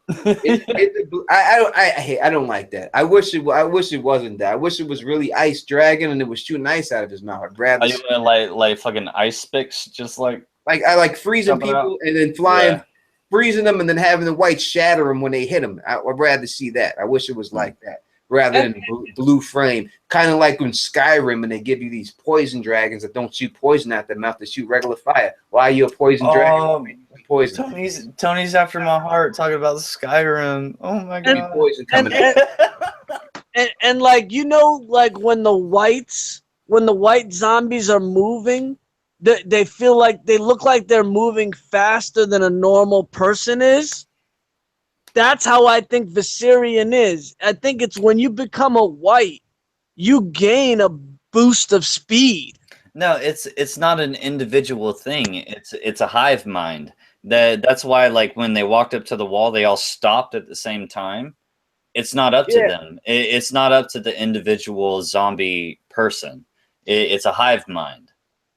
So, like, they're not moving on their own accord. So their speed and attitude is because somebody is controlling them. I need Nico Lena here because she's a science expert physicist. And all that. You know, but is the sun blue? I would think that the sun would be hotter than everything, but it doesn't look blue. Maybe it is blue that I don't see. That's why I need Nico. Right. But it just feels like they're moving faster than normal people. Right, but Mo, it's still a hive mind. It's still a hive mind. It's definitely that's why, like, you saw them walk up to the wall, and they all like took that final step and just stopped. Well, when you see when they all stood there at the same time until the hound threw the fucking stupid rock at him and got him going. That one came out. All right, yeah, Tony, you're right. Yeah. Yeah. And what about in King's Landing when the hound was releasing the white they brought the back? Wi-Fi was still strong, bro. The Wi-Fi was still fucking there, man. That white ran at Cersei with freaking Usain Bolt speeds. Ain't nobody that fast, bro. Hey, don't you talk down to him like that. LML, you're my friend. You're supposed to be agreeing with me, goddammit.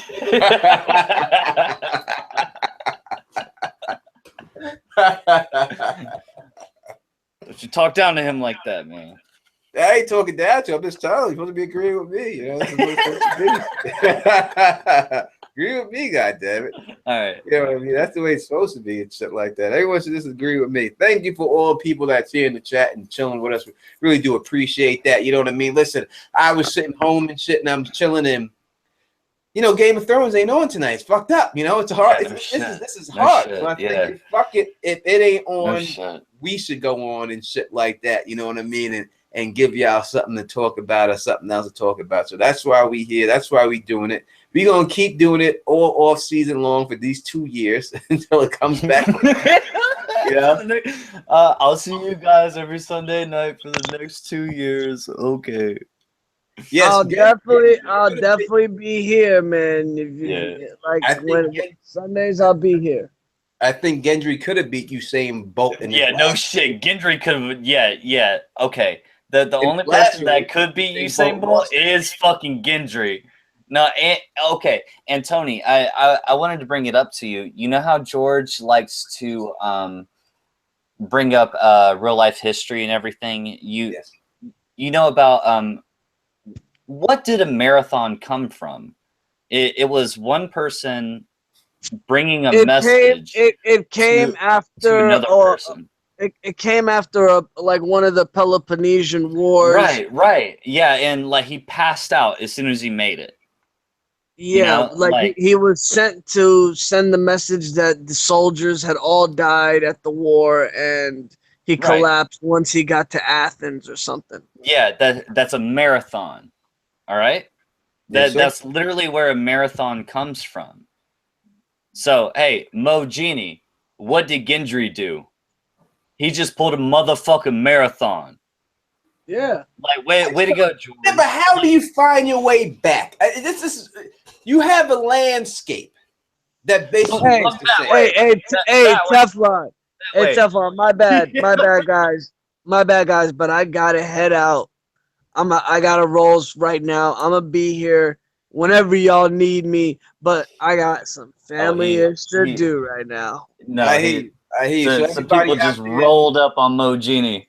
All right, so everybody out there, like I say, you know what I mean? Peace out to my brother Mo Genie. Make sure you subscribe to Mo Genie's channel. It will be in the description so you can get some more insight that he gets it. And if you subscribe, maybe the motherfucker will put out more fucking videos. You know, we gonna stay on make him put out some more videos and all that shit. But you know, me and Mo, we be here, Power Hour. We gonna keep it going. We gonna try to get it going this week and stuff as soon as we can. This work schedules and stuff is fucking with us right now, but we definitely gonna get it. So Mo, thank you for hanging with us, brother. You know what I mean? And we gonna have you back. We'll be back doing this again, brother.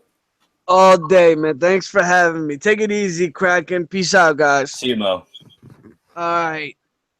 All right. So we are here, the Don Tony Teflon, Don the Kraken Wit. We're here doing this, talking about Game of Thrones season motherfucking last thing. You know what I mean? God. We got a super chat right here from Nancy T, who says, "Keep coming, stay sexy." That must be the Mo Genie. Thank you for that super chat. That wasn't even a question. That was a fucking statement, dog. Hey, stay sexy. Everybody got to stay sexy, man. Keep sexiness in your life. Just if you feel sexy and you stay sexy, your life will be very good. That's what you gotta do. You know what? And like everybody out there in the chat room, like real recognizes real. You know, so like just stay with your people, you know, and like just do what feels good for you, you know, and if you believe you are making the right decision, you did make the right decision. Kraken, somebody wants you to shout them out. It said in the chat. Give them a shout. They want to hear your voice say his name. D-Rock. D-Rock. Who is this dude? Rock. The D-Rock block. Who is that guy? Who is he? Man, somebody I should know? He's a good friend of mine. I've been chatting with him on the side for a long time. He's a real good dude. He's a dad. 9 times out of 10 when I'm talking to him, he's holding his baby up and, you know, just making sure baby's okay. Yeah, Derek is a good dude. I would love to meet fucking Derek. I would love to meet him. Listen, someone asked here, Preston Jacobs, invite Preston Jacobs to join your show one day, Tony, @Teflon TV. It's like this, and I will tell you this, and I'll say this honestly, because if anything I'll ever give you, if anything about me you ever want to know about Tony Teflon the Don, is I'm a real person, 100% real. I don't think Preston would come on my channel because my channel is not a pimple on Preston Jacobs' channel's hiney. You understand what I'm saying? When you really look at the actual facts of it, it's like me asking Ship Old X to come on my channel. I don't exist to those people when it comes to views and subscribers and things like that.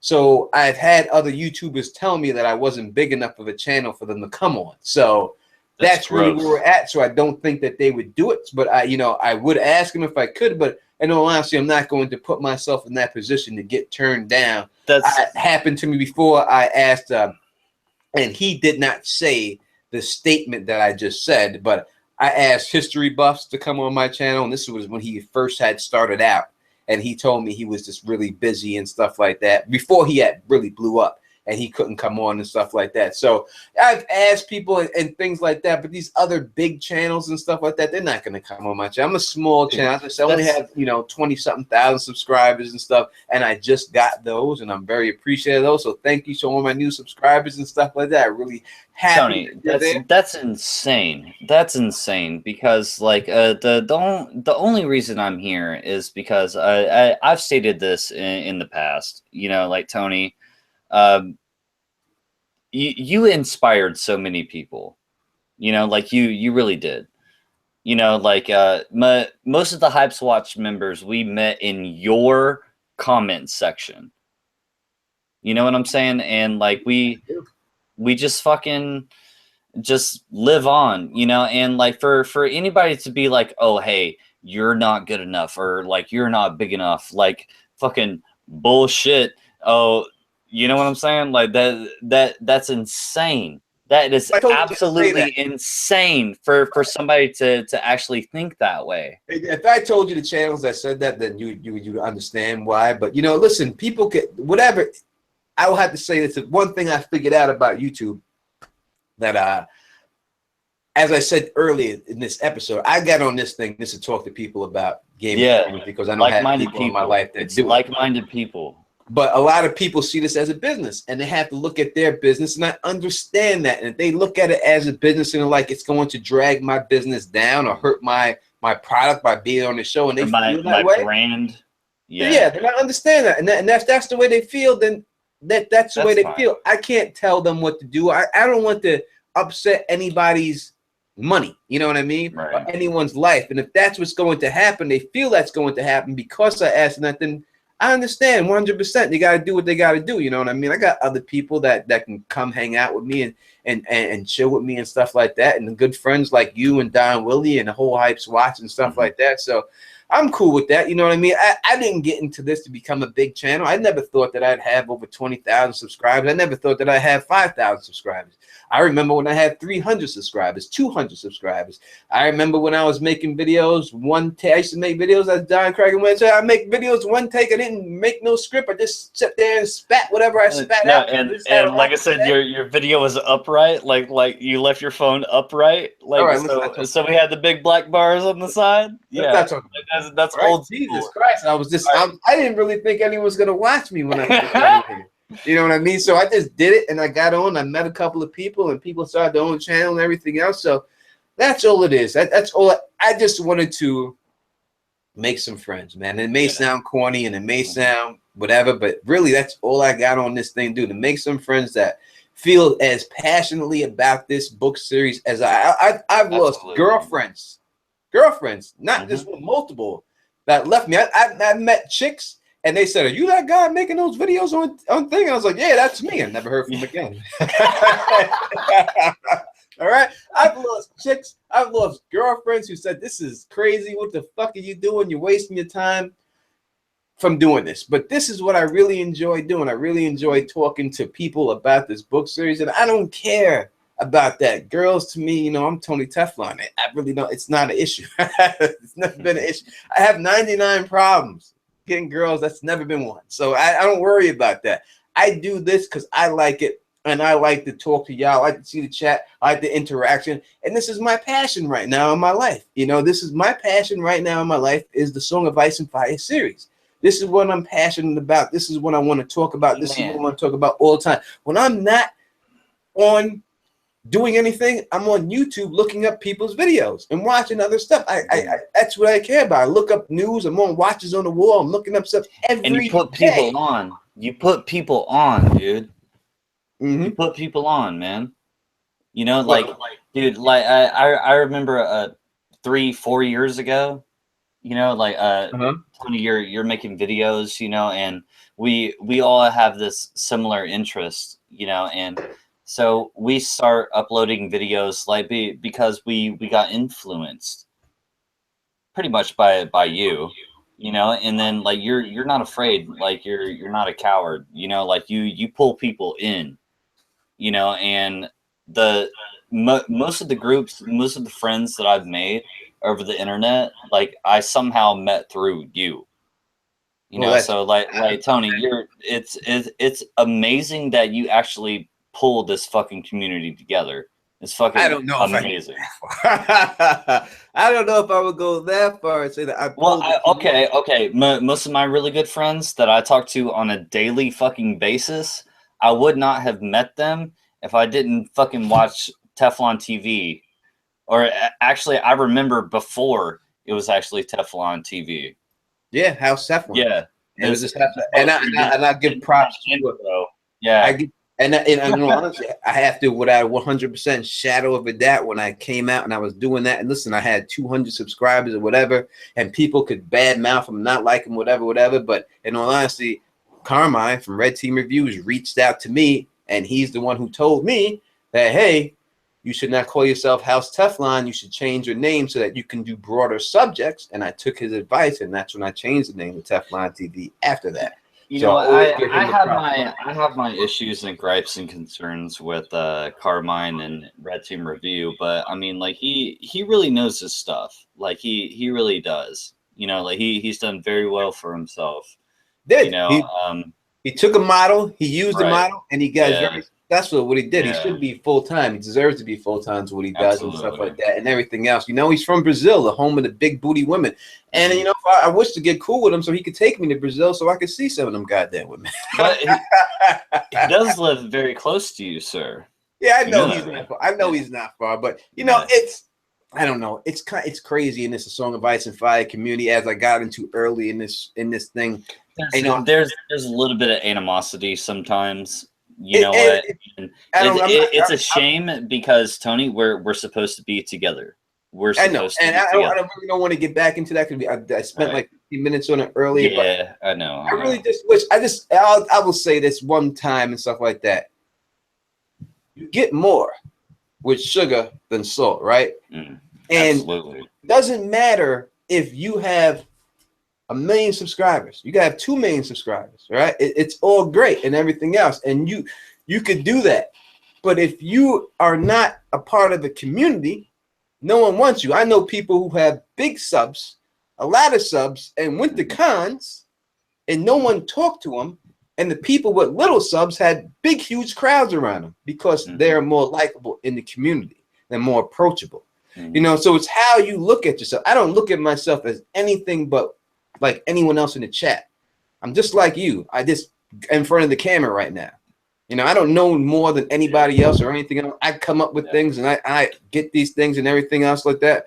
But I don't think that it's anything that anyone else can't do or anything like that. I don't feel like I'm special in that way and stuff like that, you know. So no, Tony, you ain't special at all, homie. Thank you, I appreciate it. Well, yeah, not whatsoever. Not a couple of women not disagree with you there. When I'm down, I'm typing to this person in the chat. You want me to grab a couple questions? Yeah, go ahead. All right, so I got one here by Curtis Williams. It's a Q&A. How do you think the story would have played out had Jamie not pushed Bran out the window? Well, we wouldn't have a crippled, three-eyed raven that would fly. I mean, like he wouldn't have quote unquote had as much power if he had his legs. Yeah, I think that when you look at the Bran situation and everything with Bran and stuff like that, it's just that if he is now, listen, let's go into this real quick. There's a lot of speculation that Bran is the Night's King, right? Did a video on it, right. And I said that in my video that when we look at the picture of Bran's face and a Night's King face, we could definitely see some similarities in it. Now, I would think that it's more likely that Blood Raven is, and that's only because I believe that Blood Raven walked into Bran and is now controlling Bran. And if people want to say Blood Raven walked into Bran and they're just one person, or any Green Seer takes the knowledge of the other Green Seer, so that would make them one person, that's basically the same thing I'm saying in just a different way. Is that he would have to know everything that's going to happen. Now, he has said, Bran, you heard him say, I've seen everything. We know that green seers can see in the past. We know that green seers can see in the future. Why would he allow himself to be in this fucking situation? And we also know that green seers can talk to the dead. So when we look at all these things that green seers have the ability to do, there's no different than what the Night's King can do. He can do all these things.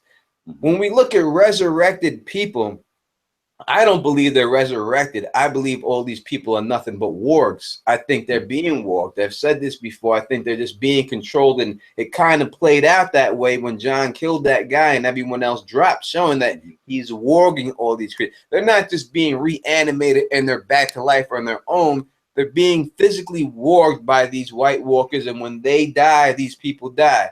That's why Barrick said, killed that motherfucker. That's right. So you got that going on. This is green seer magic that they're using. So when you put the green seer magic together and you add all that up, it's a great possibility, and the most likely possibility that Bran Stark is the actual Night King that we are seeing actually in this show. Because I know people say all the time that we've seen the Night's King created in the show, but we didn't see the Night's King created. We've seen a White Walker created.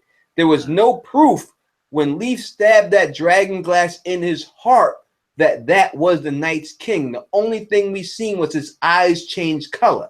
We see nothing else but that. It could be any White Walker. I think it's meant to be. You know, like it's meant to be that's the White Walker, or that's the Night's King. You know, but then like I hear you about Bran, time traveling Bran, you know, but like I have to ask, like, what has happened for Bran to literally go back in time and warg and impersonate people to actually start this fucking war? What would make Bran do that? It doesn't have to be a back in time Bran. It really just has to be a dead Bran, right? If Bran dies, he can become a White Walker. He could be resurrected. Right, but his consciousness is gone. That's why Brendan is gone. It's not gone because he's a warg. So it would be gone. But at this particular time, since he has that green seer warging ability, it quite possible. LML? LML in the house? He is. So can you hear me? All right. A little bit. Can you turn your microphone up a little bit? How's that? All right, good. Perfect. Am I sounding good now? Yes, sir. Let me introduce you. We are now joined by one of the greatest minds in the whole of Song of Ice and Fire community. Happened to be a good friend of mine on my personal Facebook page. I really do enjoy having him on, and then just enjoy talking to him. Very knowledgeable person, very good person too. And that is none other than Lucifer meets Lightbringer. Thank you for joining us at this time, homie. Hey, Tony, Kraken, thanks for having me on. You guys were just talking about having people on in the community and stuff, and I'm piping in the chat going, yep, Tony had me on when I had like 1/50th of the subscribers that he does. So I love your Rage Against the Machines shirt, dude. Rage Against the Machine, dude. I fucking love it, dude. All kinds of revolutionary folks on here. All kinds, dude. Oh my God. I had to throw something on, and I was inspired by Tony and I's Facebook activity from earlier today, which we won't really comment on. I'm glad you're here. I'm gonna pause for a second. I need to go use the restroom. So take it away, sir. Take it away. No doubt, Luce. Let me ask you real quick, homie. How did you feel about this episode, this last episode? Did you think it was great? Do you think it was mediocre? Do you think it was a great last episode? Please. Well, yeah, I thought it was really good. And just to give everyone a background, I can be pretty critical of the show. I'd sort of judge it on a episode by episode basis or a scene by scene basis. And I really had a lot of problems with episode, not 9, I guess it was 6, the second to last one. But I thought that the last episode was really good. And I thought the writing was good. A lot of great scenes. I felt like with the Arya Littlefinger thing, you guys were just talking about that. Okay. Mm-hmm. So I feel like if you could sort of forget about how they got there, then the last scene was pretty good, even though it was a little Scooby-Doo. And we talked about Littlefinger's sort of character being, you know, really just sort of undercut by the way that he was played. But the idea of Arya and Sansa playing Littlefinger and working together is a good idea. And that makes sense. But the way they got there was really bad, but it was still fun to see Sansa sort of like own Littlefinger, because that's coming in some fashion in the books. The student, exceeds the master or whatever. And then I love the feel of Arya and Sansa working together as a team. I thought that was really cool. So even though like it was lame how they got there, I enjoyed seeing them on the same page. No doubt about it. So I remember you in the chat. You agree that Littlefinger, Tyrion, that these characters have been dumbed down this season, you think? Well, the one that I could point to most indisputably was the opening of the season. Dany had all the advantages over Cersei, and it was pretty clear that they needed to find a way to make those more even, and that's smart. But having Tyrion advise attacking Casterly Rock and sailing right past where all the food is when they just got there with a giant starving army, it makes no sense. I mean, any idiot would be able to figure out are we going to feed these people? The first place we should attack is the like not very heavily defended place with all the food and money. No doubt about it. I have to agree with you. You make a very good point on that situation, without a doubt. Now, in dealing with the Jaime Lannister Cersei situation, do you go with Jaime that he was right, or do you go with Cersei? That I don't think anyone's going to go with Cersei with me, but I gotta ask anyway. What do you mean by right? Huh? What do you mean by right? Like we heard the argument between Jaime and Cersei. Jaime wanted to keep his honor. All of a sudden, okay. Keep his honor to go there. Cersei's like, "What are you doing? We have an army here. Why are we gonna put our armies up there? If that army goes in the vanguard, they get killed off. Then Jon and Dany are gonna come back down there. Is it better for her to reserve her forces, sit back there, and whatever washes out, just deal with that?" So, I think that Jaime was right to honor his word and not go along with Cersei. And I think that's what we've all been waiting for. But at the same time, like Cersei's only really, her mistake is thinking that she can continue to play games with the White Walkers and the Army of the Dead. She basically underestimates them. But with the exception of that, her strategy makes a lot of sense. Again, if you're willing to throw honor and all that completely out the window and just make very cold decisions about the survival of her family, it was pretty smart for her to agree to go up and then double cross them. Like that's a pretty good strategy. Again, if you're a deceitful bastard. But the reason why it's foolish is because they need to do everything they can to pull out the victory against the Army of the Dead, and they're not putting all their forces there because they're trying to do this double cross. So in that sense, it's foolish. And so I think given their characters, they both made the decision that was like true to their character. This is where Jaime was going on his arc, was to be more honorable. Especially in the books, it's a strong dichotomy where Jaime stands up to Tywin and Cersei both, saying, "No, I'm Lord Commander of the Kingsguard, and I'm going to do things the right way now, and that's how I am." And no doubt. I know before I tweeted your video before. I don't know. You needed to get a certain amount of views on your video. Did that happen? Yes, it definitely did. It happened. It happened pretty much like that day or the next day. It didn't even take a week. Was that before or after you said the Night's King needs to pull out? Pull out of what? Who's he fucking? I don't know. Like fucking the North, I guess. Taking it. Anyone taking that? He's balls deep right now. Like, yeah, but he's talking about pulling out. Like, no. You gonna balls take deep in this shit. If you're gonna take it like that, you're gonna take it like that. That's what it is. That's the way it be. So LML, we want to talk a little bit. I'll go through these couple of things that you weren't around for, so we can get your opinion on it and stuff like that before we move forward and stuff.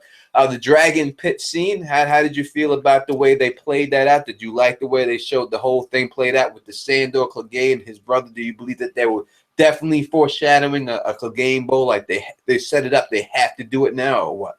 Yeah, so I actually thought this was some really good writing in the scene, both in the way that they teased you with Clegane Bowl, and so at first all the Clegane Bowl people were probably like, "Oh man, they teased us," but then like after a few minutes of thinking about it, you're like, "Wait, it's definitely going to happen now, isn't it?" And then they're just built the hype even more. So it was basically the weigh-in. That was cool. I don't really care one way about Clegane Bowl. I'm not invested in it, but at this point, I'm concerned about all the fans who are invested in it. I don't want to see them all have heart attacks, so I hope it happens. I thought that it was a cool. What were you gonna say? You're not invested in the fucking Clegane Bowl? I know, right? I don't think I've ever typed "get hype" into Reddit except for facetiously, so I'll just say that. But I'm getting hyped now. I'll say this: having seen the weigh-in, I'm stoked for it now. It was definitely the weigh-in. Like I said, it's Chekhov's gun. Don't put it on the fucking wall if you're not gonna fucking use it. You know what I'm saying? Like, well, so yeah, it's definitely gonna happen now. So what I liked about the pit scene was, first of all, that it was quick, and that they did a sort of a fake out, making you think that like the whole episode was going to revolve around this dragon pit scene. And instead, they spent about 15 minutes on it, and then it was on to a bunch of other stuff they didn't show us. And I actually thought that was going to happen because they only showed us the dragon pit, Jon and Dany on a ship, and Sansa on the walls of Winterfell. It had an 80-minute episode, and they only shown us those 3 scenes. So I was like, okay, there's bound to be a few big things that we're not even getting previewed on at all. So I liked the fake out. I liked a lot of the dialogue. I liked the Jon and Dany moment with the baby dragon skull. I really liked Dany's entrance. I felt like that was a glimpse from the books. There's so many, if you read The Princess and the Queen, there's so many times when a dragon lord drops out of the sky and lands in the courtyard and just makes that kind of entrance. And I just loved how they had Dany make that entrance. I thought that was awesome. I thought too. I thought the entrance was very epic, no doubt. And we know that Dany is very young in the show. You know, I mean, the books and stuff like that, younger than she is in the show. But she does look like such a child compared to Cersei to me. Like when I see her next to Cersei, I just think like she's like a baby. Like she really doesn't have any place to question this grown woman who truly looks like a queen. Is presented in that way in her mannerism, her talk, and everything else. Dany, I'm not gonna say she looks like a hood chick, but I'm saying she looked like she, like she drink a 40 or 2. You know, but, Tony, like, okay, so Cersei, being married to Robert Baratheon and everything, and growing up as a Lannister, she's had plenty of time to try and figure out this quote unquote Game of Thrones, But Dany, she's literally had to live through this shit and figure out the politics and bang her way to the top, like you like to say. So I mean, like, Dario ain't helping her now. Barristan's dead, so she's having to figure things out as best as she can, I guess. So I hear what you're saying. And I understand that Cersei definitely has more formal training. She was brought up right. But it's such a big difference between it. Like, and it was to me, it was clear. It just seemed to me like Cersei was just shitting all over Dany, and Dany just sat there and took it. So, Tony, but Dany's got 2 dragons. So Tony. Let me get in on this. So let me say I mostly agree with you, Tony, that I think it was an intentional portrayal of difference in experience, but that's as it should be. When you have a rookie in the NBA taking on LeBron, even if he's talented and he's like, oh, let me get a bite at LeBron, it's like LeBron's going to look like a guy who's been there and done it. And Cersei's, she's been there and done it. And Dany's coming in as the upstart, basically. So I thought that was well portrayed. You're exactly right. That's how it should be. Dany has dragons, but Cersei has her Cersei-ness, so. Yeah, but these political leaders in this environment in Westeros are only as good as their spiders, their little fingers, their all these other people that they have doing shit for them. Okay, so Cersei really doesn't have that much going for her. She just has a name. Daenerys literally took over a continent across the narrow sea. I beg to differ. I would say that Cersei took over the Iron Throne, and everyone in King's Landing lives in fear of her. The only reason she has the Iron Throne is because her fucking fat husband got stuck by a pig. It's because she killed everyone who was in her way. Are we talking show or book canon? We're talking show. Yeah. So in the show, she's killed everyone that's been in her way. She's a bloodthirsty. Her husband who got stuck by a pig. which she arranged to happen by feeding him wine. Okay, but she didn't know a pig was gonna fucking stick his ass. No, Yeah, but she knew that if he got drunk on a boar hunting trip, that accidents were bound to happen. I mean, that's pretty easy. It's obvious that that was the setup. I mean, they make it clear in the books. I think it's the same in the show too. And I don't think it's her fault, because what was she gonna do? Ned Stark pushed her in the corner to the point where he told her, "Listen, I'm telling Robert, and you better run because he's gonna kill you and your children. He's gonna kill you. He's gonna kill your children. Right. He's gonna kill everyone." So I'm just saying the proof's in the pudding. If you sit on the Iron Throne, then you're the champion of the Game of Thrones. And she she literally blew up the entire sept and killed all of her enemies. Everyone's terrified of her. Right. Basically, you have the Westeros powerhouse, like, who's a political powerhouse. She really hasn't made any kind of military move. Well, that's true. Or anything like that. You have a political powerhouse. Now you have Dany coming in as, I don't know what the fuck I'm doing, but I have this onslaught, of military power. Like I got the Unsullied, I got the Dothraki, I got two dragons, now. Yeah, I got two dragons now. So it's a clash of queens. It's a clash of queens. I'm just going to go back to Tony's point. I think he's right to say that, like, Dany's advantage is her dragons and her raw force, and the fact that she's battle tested, like you were just saying, Don.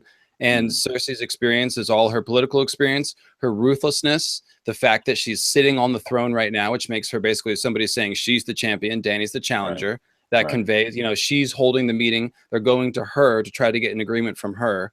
So it was a good dynamic. To get back to the original question about the dragon pit scene, I think it was a lot of good writing, a lot of good dynamic. And we were just talking in the chat about how D&D generally aren't very good at writing the schemer characters like Varys and Littlefinger. But I actually thought that the sort of storyline that they contrived for this dragon pit thing, with Cersei walking away and then Tyrion going and talking to her and then Cersei coming back with another double cross, I thought that was pretty well written. I thought there was a good little intrigue that they came up with. I don't know who wrote that, if it was the episode director, if it was D&D, but I thought that was good. Yeah, well, they're doing very well because Varys is still alive. I'll tell you that much. Yeah, I thought it was probably one of the best scenes ever. Yeah, that they ever did in the whole series of Game of Thrones was that dragon. And he's not a mermaid. He's not a mermaid. No, the mermaid is Biter. Yeah, Biter with the teeth. But anyways, Biter? Yeah. You said Biter is the mermaid. Biter. He's a merling. Yeah. Okay. I don't really think that. I think it's one of my favorite tinfoils. But if you read about there's a few descriptions of Biter that are pretty weird. Like, Brienne's hitting him in the face over and over, and it's like his skin is doughy and it doesn't even hurt him, and he's just laughing. He's got the pointed teeth. He can't even speak. He's huge. You sort of forget about how huge he is. I was going to say, he's just a big dude. And Rorge found him in the fighting pits somewhere, like in Sothorios or in Essos or something. Like, I don't know. He might be a little bit merling. I mean, there are fish people in the books in the background. I know the squishers. I know. The Thousand Islands people, and there's some on the Toad Islands and the deep ones. I mean, there's people in this world, but they ain't ducks, I think that basically Martin wanted to do an ode to Lovecraft and other fish people sort of mythologies, but it was just too wacky for him to bring into the main plot of the story. So he just kept them in the background. That's why I did the deep ones to do the Greyjoys with the oily stone, the fish people in the Basilisk Isles, like they have a giant toad. All right, real quick, I would like to get L's opinion on this. A lot of people agree with Mo in the chat over me on this. I'm not gonna say a lot of people, but probably 60-40 on Mo's side here. He's saying that Randall Tarley was wrong for switching sides. He's a turncloak, and then I said that, hey, how couldn't he do it? Because how would somebody, if someone from China, Barack Obama's daughter went to China, got some Chinese soldiers, came back to the United States and said they're going to take over the White House, would people from the United States fight for that side. Do you think that that Randall Tarley made a bad decision, or do you think he was justified in his decision anyway to protect the people that he grew up with, or should he have just stuck with his liege lord and went with the foreign invaders? I think I mostly agree with you, Tony, in that in his circumstance, it's at least understandable why he made the choice that he did. But I think Danny was justified in pointing out that he's changed sides, you know. I thought it was well written to be one of those things where you could take either side conceivably, and it's not a clear-cut thing. And of course, the books are full of stuff like that where there's no clear-cut answer. And I thought there was a little bit of that going on in this case. It's a big gray area. Did everybody see what I did there? And speaking of gray area, go check out her channel. Did everybody see what I did there? Yeah. I saw what you did. I saw what you did. Right. Go check out her channel. She's a very good YouTuber, very good friend of mine. Yes, and she's helped me out. She's a lovely lady that does extreme content. Like, it's amazing. Listen, as I said before earlier, this is a community. And when community people, I'll tell you, like, I 100%, and I'll tell you this straight up, attribute a lot of my success this year to tips that she has given me. And in fact, she has created thumbnails for me, the best ones that you see on my channel. She has given me advice how to tag my videos. She has given me advice, so many things, and I can't thank her enough. You know what I mean? That the things she has done for me, and no other YouTuber would ever do. Wonderful. You know what I mean? She's a really good person. Yeah. She's got a really good heart. So definitely check out Gray Area. If you all I can say is, my wife thinks Gray is good. She approves. That's the important test. Oh, there it is. Yeah, she thinks you're good too, Tony. She has nice things to say about you as well. That is great. Hey, you know what, dude? Ellen, so that she knows straight up. Yeah. Okay, she's woke. Yeah, she's all over this shit. Y'all got good shit. Gray's really good. Like, she comes at you with some really, it's really like, it's not what am I trying to say? It's very casual conversation, a lot of funny banter, but she's got a really deep knowledge of mythology and the books both, and literature as well, and it really shines through in time. So even though she's doing like fast moving stuff, there's a lot of deep knowledge going on there. We had some really good podcast sessions together. No, I'm still gonna bust her balls about fucking Barristan having Dawn. I'm still gonna bust her balls about Barristan having Dawn. Oh, Barrick. Yeah, or Barrick. Yeah, not Barristan. Barrick. Yeah, it was a good little theory that the hilts look similar. Dude, it was so good. It was so good up until everybody on Twitter started like zooming in. You know what I'm saying, and like fucking photoshopping and like hacking, and everything. It was such a good theory. It was such a good fucking theory. It was. And the whole thing was this: she got it wrong and she owned up to it. She said, she did. Yeah, right? Like she went on Twitter and she fucking manned up. Like her balls are like bigger than all three of us combined. I doubt that. Not mine. So somebody Gray's got some big balls, Don. Like yourself, Tony, I swear to God, Gray's got some big ass balls, dude. Hey, balls of mind. I think she would agree with me. So let me just say, to go back to the Tarley scene, the big mistake was Dick and Tarley. You know what I mean? Like, it's one thing for Randall to like be like, okay, I'm going down with the ship, but he shouldn't have let Dickon throw himself in. Danny shouldn't have let Dickon throw himself in, and Dickon shouldn't have thrown himself in. Tyrion didn't want it too. Yeah, it was dumb all the way around from everyone's point of view. But I think their intention was to show that Danny has that dragon side. And this is the other thing I was going to say about the dragon pit. So one of the reasons why she was sort of letting Cersei walk all over her, if you will. I wouldn't put it that way, but you were hitting on something like that, Tony. Excuse me. And what I would say is that Danny is one of those, she's got a temper. And she was making an effort to restrain herself. Like, she flew in on the dragon to make her point, but she was very restrained and very calm. She was very much like, I'm just trying to get a truce. I'm not trying to play a bunch of games. And so that came through, I thought, in the acting. She was meant to be seen as like restraining herself, because Tyrion talks about that like, oh, she chose an advisor, she knows her, her flaws, and she chose an advisor that can temper those flaws and check them. And that was an example of it right there. And I think that all that banter, the back and forth between Tyrion and Cersei, I thought that what great acting, what great writing, everything about it. I enjoyed the whole scene between Cersei and Tyrion. I think probably if I had to pick the episode, I would pick the banter between Cersei and Tyrion was the best that I've seen in an episode. Let's go. Let me do a couple of awards here for you guys. I've already did awards and answered them, but awards. Who would you name best actor of the season? This season? This season. Davos. Davos. Yeah. All right. I'm gonna go with he's solid, man. Go ahead. Oh, sorry, Don. Go ahead, Don. Go ahead. No, I was just saying Davos. You go ahead. I was gonna say I'm gonna go with who has to be the odds-on favorite, which is Lena Headey. She just killed it. Cersei. Yeah. Yeah. Yeah, I agree. Yeah. I said Lena Headey was hands down. Yeah, she's got to be the favorite. The best actress of this season. If anyone's going to win, you love to hate her. You love to hate her.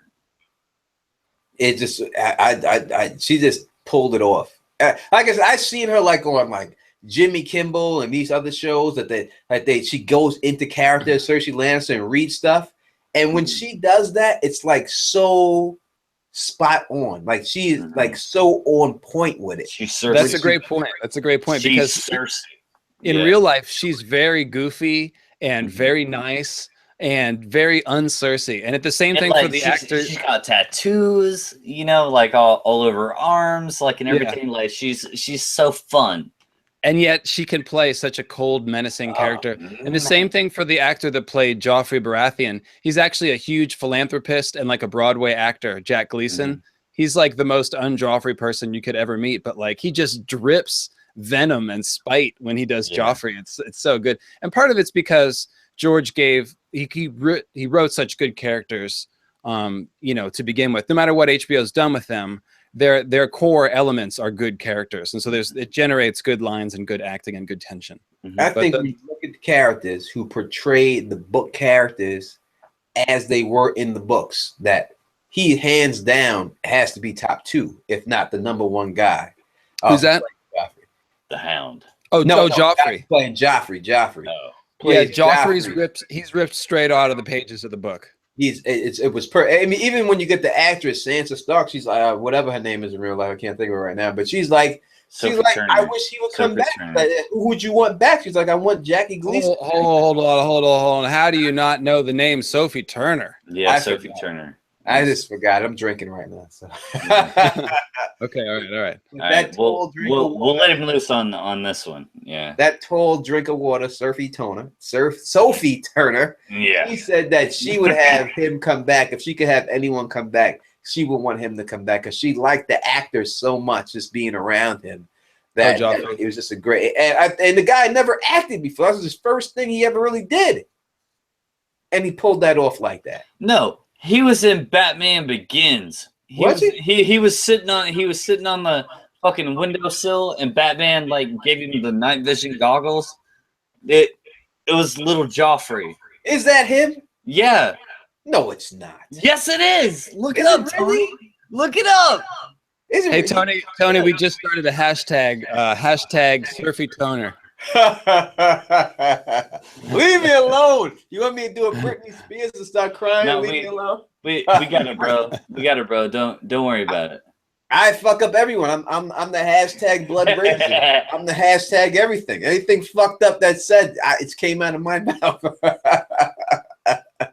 Well, I'm still coming back to this fucking channel regardless of whatever the fuck you fucking say. Fucking prick. Whatever. Final thoughts on the Dragon Pit.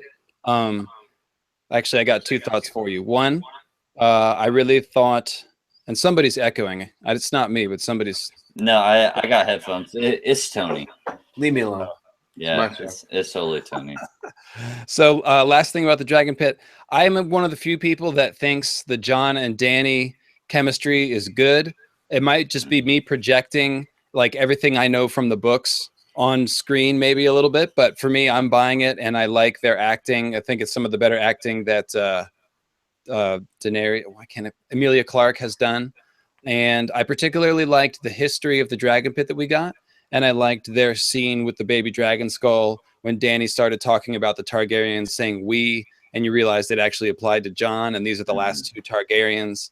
And I just thought that was really cool. And the other thing I'll say about the dragon pit is that the dragon pit is one of those places in the story that perfectly symbolizes the moon that blew up and gave birth to dragons. All right. So both you guys are familiar with my basic theory that the myth about the one day there was a second moon in the sky and it wandered too close to the sun and it cracked from the heat and gave birth to 1,000 dragons. My theory is that those 1,000 dragons are meteors and that there was a comet that hit the moon, and those meteors that came down is what caused a long night. So if you think about the symbol of the dragon moon, it's a stone egg. It's called an egg, and it bursts open and gives birth to stone dragons, which are those meteors. So if you look at the dragon pit, it's a building made of stone that has dragons inside, and it had a nice big dome, and it cracked when one of the dragons flew up and hit its head on the top of the dome when a bunch of angry mobsters, or when an angry mob came in and was trying to kill the dragons during the Targaryen Civil War. So it was literally a depiction of this stone moon egg having dragons bursting out of it, and then it collapsed and cracked. And so there's a bunch of other places in the books that all symbolize this moon, and they're all the same. Look at Ashai. Ashai is a place where the original dragons probably came from. It's a bunch of black stone. It's shadowed. It's dark. It's like ruined and toxic. Okay. Then you look at Valyria. Same thing. Used to be the home of dragons. Had a lot of black stone. Now it's a wasteland. Nobody lives there. And the same thing with the dragon pit. It used to be a home of dragons. Now it's collapsed and blown out, and there you go. So there's a whole thing about that in the books. There's just a little blast of my symbolism that I got going on lately. That's it. Your symbolism. That's a really good theory, but hey, audience, it is just a theory. I would say that it's more than a theory. I think a lot of it is real. And when you look at the things that they've shown in the show with the picture of the White Walker on the wall, there was no reason for them to show those symbols in there on the show whatsoever, since like that, unless there is a meaning to it. And I think when you look at Al Malstein, I think it leans right towards that, and I think that could be considered somewhat of a proof towards his theory. It's definitely something jumping off there. Well, it's without a doubt. Okay, but the story should be more grounded than like from George. And sorry, I don't want to dismiss anything that you got going on, but it should be more grounded than that. Like this is a sci-fi story, of course. There's dragons and White Walkers and fantasy like that. Yeah, it's a fantasy novel. But I just figured it would be a little bit more grounded than. So let me throw this at you, Don, and I understand totally where you're coming from. Okay. Because I've talked about this a lot and thought about it a lot and stuff. So real quick, Al, Don the Kraken Wit, you're in trouble. You go have to get it right now. Go ahead, give it to him. All right. No, I'll tell you. I'll say it like this: if you look at all the magic in the story, it all seems to be flowing through the forces of nature. Okay. We have ice and fire magic and water magic and the drown god and the fire god, and the others are basically like the personification of a winter storm, with the wind and the cold and all that. I like to use dragon glass as a good example. Like George makes his fantasy magic out of ideas from the real world. So obsidian is literally cooled. Yeah. Obsidian is cooled magma. And so he's like, well, it must have the power of fire magic, because in my world, magic can be tied to fire and volcanoes. And look at Valyria. Those volcanoes weren't just volcanoes. Like when they blew up, they left a magical fallout zone that's lasted 400 years and going. Like there is some sort of magical component. It's like a volcanic explosion, but in a fantasy world. So it's like a magical volcanic explosion. So everything that I'm proposing when fuck up the rest of the world. Not the rest of the world, but my point is simply the Doom of Valyria. But go ahead. My point is simply that magic appears coupled with natural forces in the story. That's all I'm trying to say, is that the doom wasn't just a volcanic explosion. It was a volcanic explosion that had some sort of magical component that left a magical fallout. And I don't want to get any more technical with saying what it is, because I don't think Valyrians with their blood magic, and that's how Damian, even tames the dragons they lived on top of volcanoes for 5,000 years and never got blown away. That strongly hints that they were using magic to contain the 14 fires, essentially, to keep them at an equilibrium. And so the whole theory about the Faceless Men causing the doom is that they killed those magicians that were keeping everything on equilibrium. And once those magicians were dead, then the whole thing blew the fuck up. That's the theory, which makes a whole lot of sense. So to go back to my original point, Dragonglass, the Doom, the Others, the Drowned God, it's basically Martin is taking his magic and he's just personifying nature, very much like mythology does. Like mythology creates a rain god out of the characteristics of a storm. The sun god has the characteristics of the sun. If the sun gods in Egypt can kill you, and often do, because the sun can literally kill you in Egypt, and so on and so on and so forth. So when I'm talking about comets and meteors and stuff, that's essentially what I'm talking about. Like meteor impacts can throw up enough smoke and debris to block out the sun and cause a long night, but I'm not saying that wholly explains the long night. It's like a nuclear fucking... Yeah, there's basically three things that can do it: a nuclear explosion, a volcanic explosion, or a meteor impact. They can all create a 5-year, 10-year winter or something. But George is just making a magical version of that. Like there's a meteor and there's smoke and the sun is blocked out, but we also get ice demons and the seasons that are thrown off because of magic. So, so if Valeria blew up and caused the long night, no. Valeria happened 400 years ago. Okay, so all right, continue. I only brought up Valeria as an example of the way that magic and nature is intertwined. That's all. It doesn't have anything to do with the long night. I'm listening.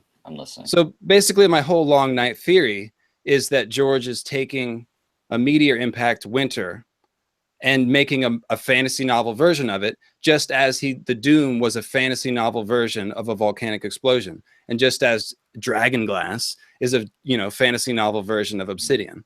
And because we know that during the Bloodstone Emperor was said to have caused a long night, he worshipped a black stone that fell from the sky. So it's strongly hinted that that thing might be magic. And then we have Dawn and the meteorite that was used to make Dawn. That's supposedly a magic stone. So we're kind of being given this that's clue. White and black, like it's two different. Well, I'm just making a broad point that meteors might be magical in this story. The comet is hinted at as being magical. Is that why Hardhome fucking blew up, so they could see the fire in the distance from the wall? Well, to create ash in a long night. I don't know what exactly happened at Hardhome. There's a few crackpots that I like, but it's sort of a bit of a deviation. It's just an example of when a natural disaster happens in A Song of Ice and Fire, there's a magical component. Like they have the screaming caves and there's demons and shit. It's but there's probably some sort of the screaming caves is probably for the wyverns or the fireworms. Yeah, that's what it's implied, I think. Yeah. So there must be some sort of geothermal activity, and the fact that they built the only wildling village there tells you it was probably the most fertile place, or one of the most fertile places, and that would make sense if there was geothermal activity. There would be rich soil and potentially warmer water, to fish in. So it makes sense they would build a place there.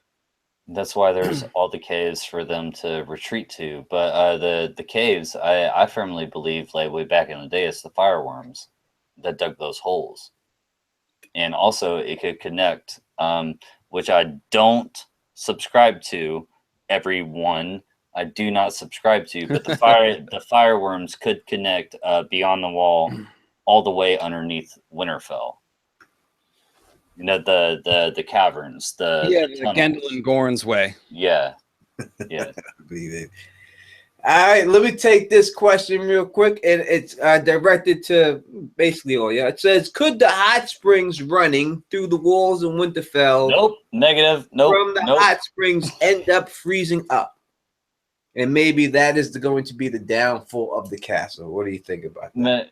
Maybe the hot springs actually underneath Winterfell is like in the north. We have a Yellowstone, like here in America. If you're from America, like Yellowstone, we have hot springs everywhere. You know, in this big national park. Yo, Derek, you all right?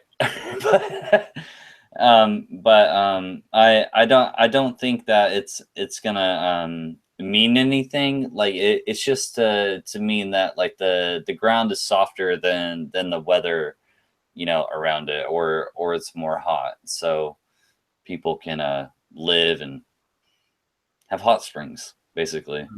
No doubt.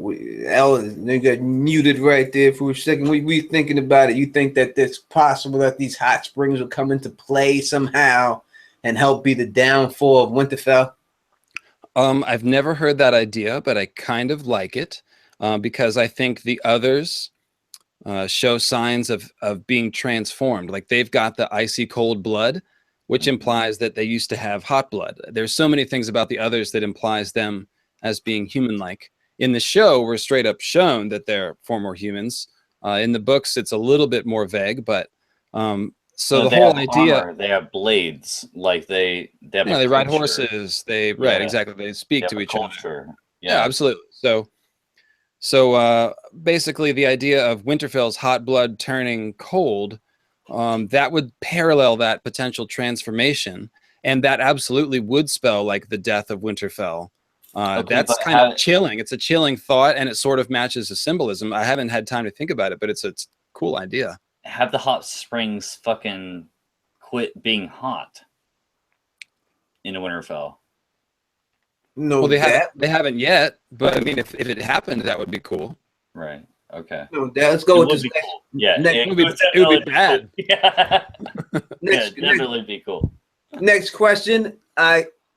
It's from my girl SKS, and she says, "Will Rickon die in the books? I could see him serving as the role of the Lord in Winterfell. What do you think? Is Rickon going out in the books, or is he going into a different situation from the show?" Yo, why are you gonna send him to Skagos with fucking unicorns? Why are you gonna send him riding a fucking direwolf amongst cannibals? Like, it's like, what the fuck? You know, like, no, he's gonna come home. He should do something significant. Will he probably die?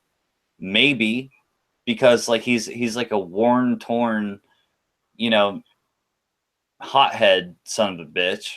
Maybe we got Sansa to fucking talk him down a little bit, you know. But Rickon, I don't see him coming back from being on Skagos and being a major political person, like, or in the wars to come. I don't see him being a major person. I really don't. Right. What are you thinking, Al? Oh, I'm just reading some comments in the chat. All right. We have a comment directed basically by your man D right here. D Block is trying to D Brock. You call him D Block. He's got issues with what I'm saying. So let me address this one point. He says you can't compare the Doom to the Long Night in any sense. Two different continents. That's like saying Azor Ahai is the last hero. Well, Azor Ahai very well might have been the last hero, for one thing. And the second thing is you absolutely can compare them, because my point of comparison is simply to say that when you have natural disasters, they frequently are accompanied with magic in A Song of Ice and Fire. Both of the Long Night and the Doom are natural disasters in some fashion. Even if it's not my meteor theory, it's some sort of global disaster that obviously has magic associated with it. So from that point, they're absolutely comparable. So thanks for trying to school me, but better luck next time. Yo, LMM. So like, what? Okay. So like, you're. I'm just playing. What about Summerhall?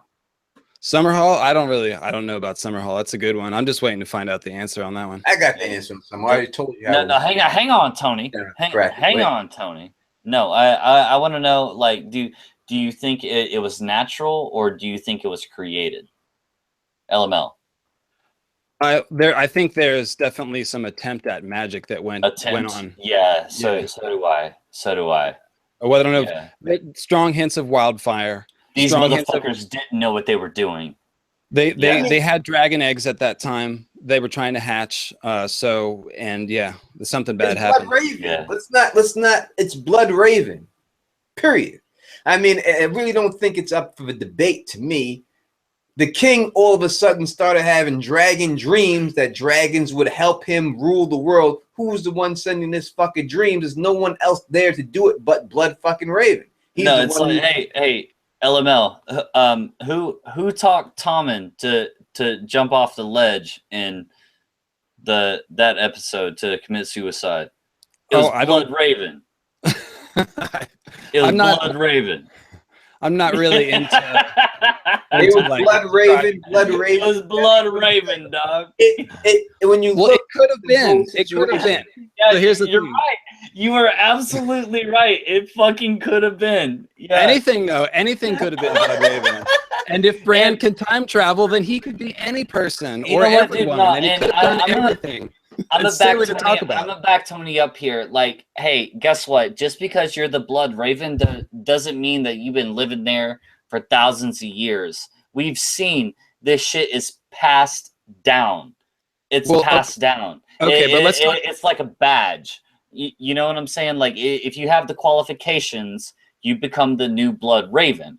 Okay, so Brynden Rivers was not the fucking first Blood Raven. He's not the first three-eyed crow. No. You know what I'm saying? Like there was more before him. There was more before him. Hey Don. So I think it's a really great question. Why the Children of the Forest need a human green seer and how long they've needed one? Is it just a case of like, well, there's not very many children, and so they just don't happen to have any that are green seers, and the only ones they can find are humans?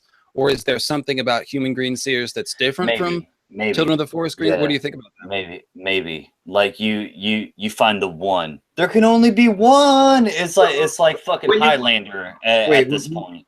We look at the king, right, who sent Blood Raven to the wall, right? This is who it happened to. He sends Blood Raven to the wall. Then all of a sudden, he just starts having dragon dreams. He wasn't the first one. No, okay. Like when did we get in this dude's head? We're not talking about other people. We're talking about him personally. So it's strongly hinted that Egg had dragon dreams. The thing is, like Don is saying, like a ton of Targaryens have had dragon dreams. Yeah. Yes, they have had a ton, not a ton, but a bunch of them have had dragon dreams. But when you look at the dreams and you look at anything that has to do with any type of prophecy for any dreams, the only people who go inside of people's dreams and give them these dreams are green seers. This is all the same magic. Okay, but whether it's a green seer named Blood Raven or a green seer before that, it's a green seer that's putting this into their head. At this particular time, when he's having these dreams and stuff, he sent Blood Raven to the wall, and Blood Raven is the green seer at this time. There was already a green seer before Blood Raven. Yes, but at the time when he was getting those dreams, Blood Raven was was already up there, I do believe. So my whole thing is like, he had already left the Night's Watch and already been in the Three-Eyed Crow position at that time. Okay, Bran, technically, from our point of view, Bran is the third. He's not the second, he's the third. Okay, and if we want to fucking go way back in history, like, okay, you got some first men with working ability with green seer blood. That's the first guy. Blood Raven replaced him, and now Blood Raven is now replacing himself. He found Bran. So you got Yig that we know of, that was a green seer that was out there, that was in the tree, whatever. Then we don't know all the other names of the green seers, but obviously because Bran, they call him the last green seer. That means there were green seers before him, right? Yeah, that's the last, unless there's someone before you. So there's been green seers throughout history. They pass it down, dog. Yeah, they pass it down. Yeah, there's no doubt. But at that particular time, from what I'm thinking about, when he was getting these dreams, at the time he got these dreams after he sentenced Blood Raven to the wall. He didn't get them before that. Good. At the time, what I believe is that Blood Raven was already in the tree, and he was the one sending these dreams to this guy to get it done. Right. There's a reason why Blood Raven says to Bran, hey, you can't stay back there too long and everything else. So my belief is that Blood Raven tried to convince him to get these dragons going because he knew the White Walkers and all this stuff was jumping off, but it turned out to become a tragedy, and they turned out to killing everybody. And that's why he tried to convince Bran, hey, don't go back in the past because you don't want to cause a tragedy, because this is a tragedy that he caused himself. Right. You know, and then Bran is even warging back into fucking Cold Hands to help Bran get to where he needs to fucking go. Like this half human, half monster. He's your monster. It's my turn. It's your turn. Go ahead. Okay. Go ahead. Well, I mean, like you muted yourself there for a second, so I don't know what the I'm just playing. Yeah. I'm just well, so there's just a bunch of stuff I want to get worded on, so let's see. Go ahead. Go. Wow. So I think that Cold Hands is not being skin changed by anyone. I think that Cold Hands is what happens.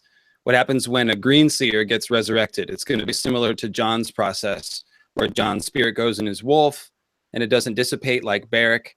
And so then when Jon is put back into his resurrected corpse, he's not going to be like a remnant like Beric is or Stoneheart. He's going to be like either basically all Jon or Jon combined with Ghost. Okay. And so I think there's a whole thing that we're being shown with Jon's potential resurrection, that skin changers can make for better zombies, because when a normal person dies, part of their spirit disappears or goes into the afterlife or something, and then when you raise them like Beric or Stoneheart, you only get like a remnant of that person. But when a skin changer dies, we're specifically told that their spirit goes into their animal. And so what I think Cold Hands is he's some sort of undead skin changer. And I could be wrong, but I prefer that very much to the idea that he's just a meat sack that's being led around by a Blood Raven or Bran or somebody else. I think he shows his own independent characters, and I think that when he rides the Great Elk, he's basically showing us a human skin changer bond. Like he talks to the ravens. That's another thing that green seers and skin changers are said to do. So he's basically doing everything that a skin changer does. He's riding a wild animal that nobody else could ride. He's talking to ravens. He's communicating with Blood Raven, probably, or maybe through the ravens. From the future. Yeah. So the other thing I was going to say about all of these theories is that when you open the Pandora's box of time travel, anything could be anything. Well, and so I tend to go for. He was like, it's past and it's present. It's not future, but it's past and present.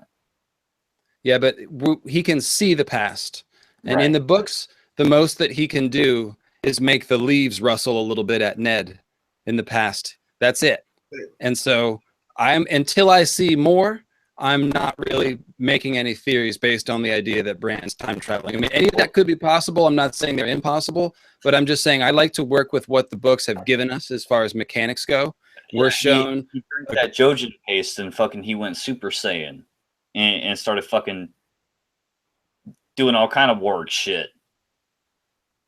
It's really the blood. It's really the blood that gives us the power to do all that, right? Yeah. Yeah. See, I don't think this is a butterfly effect. Necessarily. I mean, the Hodor thing was, but I really don't. I don't know. I'm skeptical about how much time travel there's going to be. I'll just okay. Like the only reason I say all of this, like with the Jojen pace of him traveling back in time, like okay, Bran did just say in this last episode, or with Sam, I can see the past, I can see the future. We saw him warg fucking Hodor, and so with the Jojen paste, like if you want to talk about books now, like I think that he can go back and do whatever the fuck he fucking wants. Like period. Like, and that's just Bran. And he's just trying to help the story. He's trying to progress these people to stop whatever the fuck he's experiencing right now. So Bryant McGee brings out the point that there was a kind of a weird thing with Jon and Bran, where John is contacted by Bran in a dream, and Bran sort of bops his third eye open, and then that leads to John's first skin-changing experience. It's kind of weird. It's not clear where Bran is coming from, but it seems like Bran is already in the Weirwood chamber talking to him. So that would be a certain amount of time travel. But I will point out that Bran was communicating with John inside of a dream. He wasn't like doing things in the physical real world. He wasn't like body snatching people. He wasn't I don't know. I mean, what was John doing? He certainly didn't have a dire wolf the entire time. Yeah, but John, I didn't see it. Tony, did you see John have a dire wolf? No, I didn't see John have a dire wolf. No, but at the time of the dream, he's in a dire wolf, right? So I guess my whole point was actually not even about Bran so much as we were talking about Bloodraven and implanting dreams and stuff. Right. And my whole thing is like, if we've been shown many Targaryens that have dragon dreams on their own, then I'm inclined to think that dragon dreams are just something that Targaryens have, unless there's really strong evidence that one specific thing isn't. And I'm open to that idea. I'm not saying like that's impossible, but if we've been shown that this happens anyways, then there's no need for Bloodraven to implant a dragon dream in anyone. Me personally, I'm going to say this Targaryens and dragon blood and everything, that's their own thing.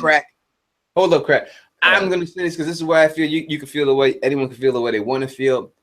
I think that any dragon dream, any dreams that anyone gets that's prophetic in any way has something to do with the Green Seers implanting something in someone and giving them dreams. I don't believe that Targaryens just have special dreams about dragons because they're Valyrian or whatever. I don't believe that, and they just have dreams about dragons. I don't believe that much. I think it's someone implanting those memories in them, and it just seems like that. And I think it's the Green Seers that do it. All right. Well, that makes more sense when you have it as a cohesive theory. But let me pop out and in. They're saying my mic is rough. Yeah, it is. Yeah, so that's the way I feel about it. I mean, listen, everything is up for debate. There's nothing here that's solid on any side. It's all possible. It's all possible. In the end.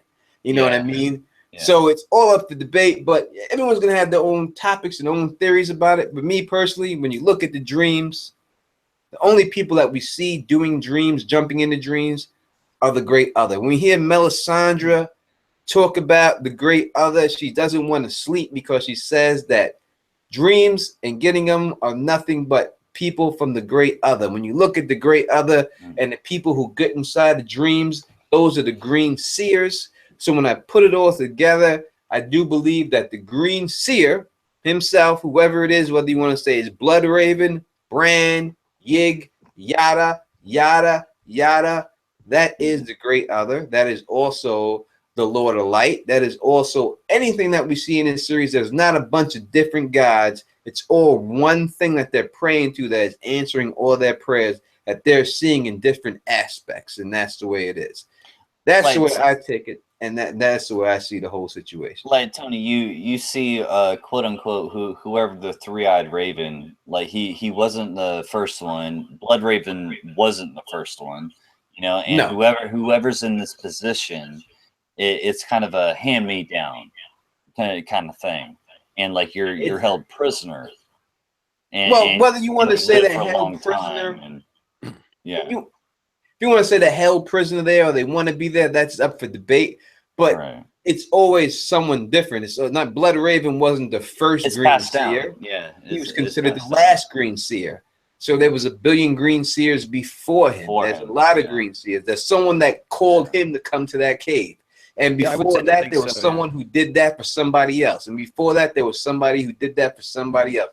So when we go back to history and all that, and I believe when I look at all these things with the Danish Dreamer and all these things, I don't believe she was just getting dreams on her own. I think she was being sent these dreams. And someone was telling her to tell her people, tell the Targaryens to get the Dragonstone and do this because something bad is going to happen. Because there was already a Green Seer there.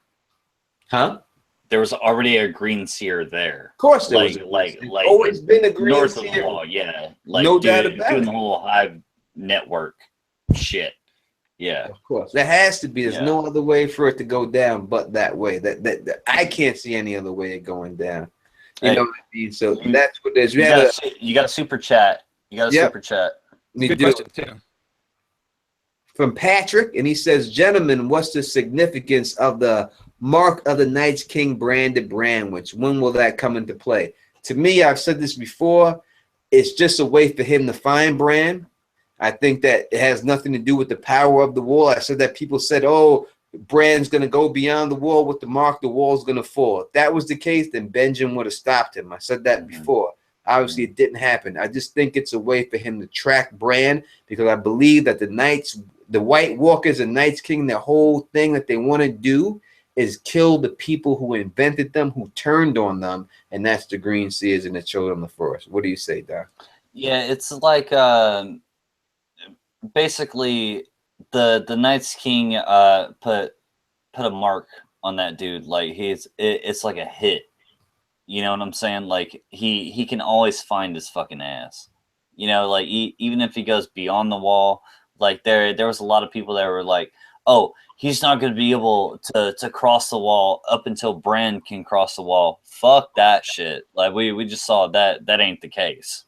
All right, like it's just a mark, just so he can find him. You know, because like Bran is the only person that even remotely can counter his power. If this motherfucker can raise armies of the dead, if he can raise a fucking dead dragon, like he's unstoppable. So he had to put a mark on Bran. He had to put a mark on Bran because Bran could. He's the only person, somewhat, even the minuscule amount person that could even challenge him. Like you want to talk about the ultimate warg? It's the Night's King in the show. As I said, I think all the people are just being warged. I don't think there's no reanimation where people are just coming back to life and then giving their own freedom and everything else. I think it's people warging these people and stuff like that. And I don't know if it's going to play like that in the show, because they probably won't do it, because it'd be, it wouldn't be the same. But I don't, Jon Snow is most likely being warged right now. I mean, George R. R. Martin. No. You heard me. I said it. Did I stutter when I said it? I didn't stutter. I said it, right? You heard me? And there's lots of people being reanimated. And we have so many examples. Stoneheart, Beric, soon to be Jon Snow. We see them alive, but we don't know what's actually going on.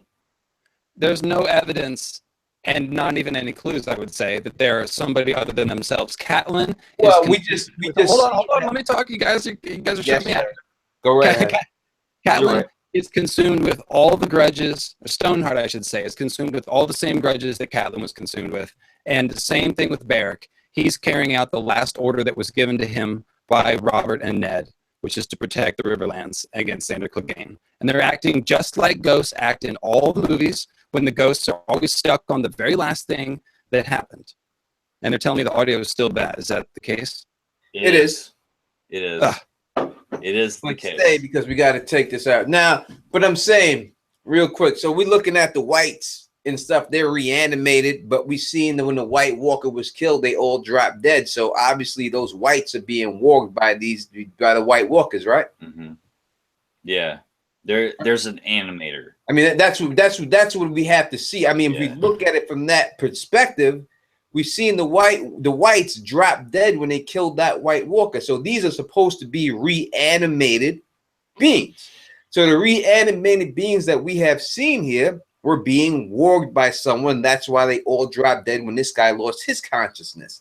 Now, we have not seen that go down with Lady Stoneheart or anyone like that. Doesn't mean that is not what's going on. It just hasn't been expressed to that level yet, which just hasn't been expressed to that level in the books yet, right? We haven't seen anything like, in fact, we haven't seen White Walkers killed or anything like that going down in the books that we have got caught yet. So we don't really know if it's going to go down like that. But me, the way I suspect it, I think it's all the same magic. So I do believe that these people are really just being warged. I don't believe that they're being brought back to life and they're on their own. You're brought back to life. All right, I'm out of here. You're gone. I don't believe that. I think it's all that they're being warged also by whoever's bringing them back. I think that's what the power is, some super warg type situation. That's me. That's the way I feel. You know what I mean? But That is what it is. Now, people said we didn't see this at Hard Home. We didn't really see any White Walker killed that was controlling any white at Hard Home. We don't know that. The White Walker that was killed, we don't know how many of the whites he was controlling. All those whites could have been controlled by the Night's King. So maybe that's why we didn't see it then. Also, they wouldn't give that away in that episode and let everyone know it's a TV show, so they have to hold that back. So that's why they held it back right now. When John struck that dude down, yeah, D&D didn't want to reveal the fact that he had warged, you know, all the whites around him. like There's no doubt when you see reveal that. Yeah. When you see them look at the white and say, you kill this one, they all die. There's a reason why they're saying that, because this is what's going on. The only powers we have not seen resurrection powers to the point where people are coming back to life and living their own life because they were brought back to life. What we see in this show is warging type ability. And I'm just saying warging because it's an easier word, all right? We know what warging really is, taking over wolves, right? So it's really skin changing, but that's the word that's popping out right now. So you understand what I'm saying when I say this.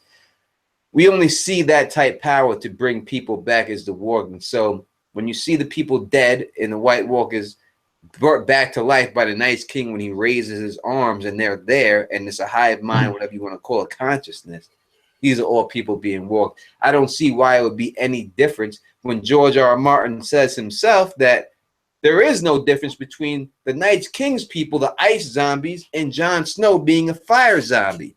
So if we see that the ice zombies are being walked to bring back to life, why wouldn't we think if George R. R. Martin says there's no difference, that the same thing is happening with Jon Snow and Lady Stoneheart? I don't think that he said there was no difference. He did in the article. He said Jon Snow is becoming no difference. He's becoming hideous. He's disgusting. His blood's not pumping in his heart. He's just like Beric Dondarrion. Yeah, no, so he's more similar to Beric Dondarrion than he is a cold white. Well, he called him he actually called him the exact word of what fire white, right? Yeah. No, a fire white. No, absolutely. No, I'm all about the fire white idea. I was onto that actually a long time ago. I'm just saying that the cold whites, with the exception of Cold Hands, are clearly controlled by the Night's King. Whereas Beric has his own free will, like I said, and is acting on his own orders and talks like a person and like that we know of. Like are you talking shit about my drown god now? Like that he doesn't know what the fuck is going on, so he just fucked Patch Face up? Like, is that what you're saying? I'm not sure what happened to Patch Face. Yeah, well, apparently it's he's a water white. So yeah, I would say it's probably so. Yeah. All right. So what the fuck is the mountain? Yeah, that's probably an even better question. He just seems to be some sort of like a Frankenstein homage. I mean, I don't think we're meant to really understand it.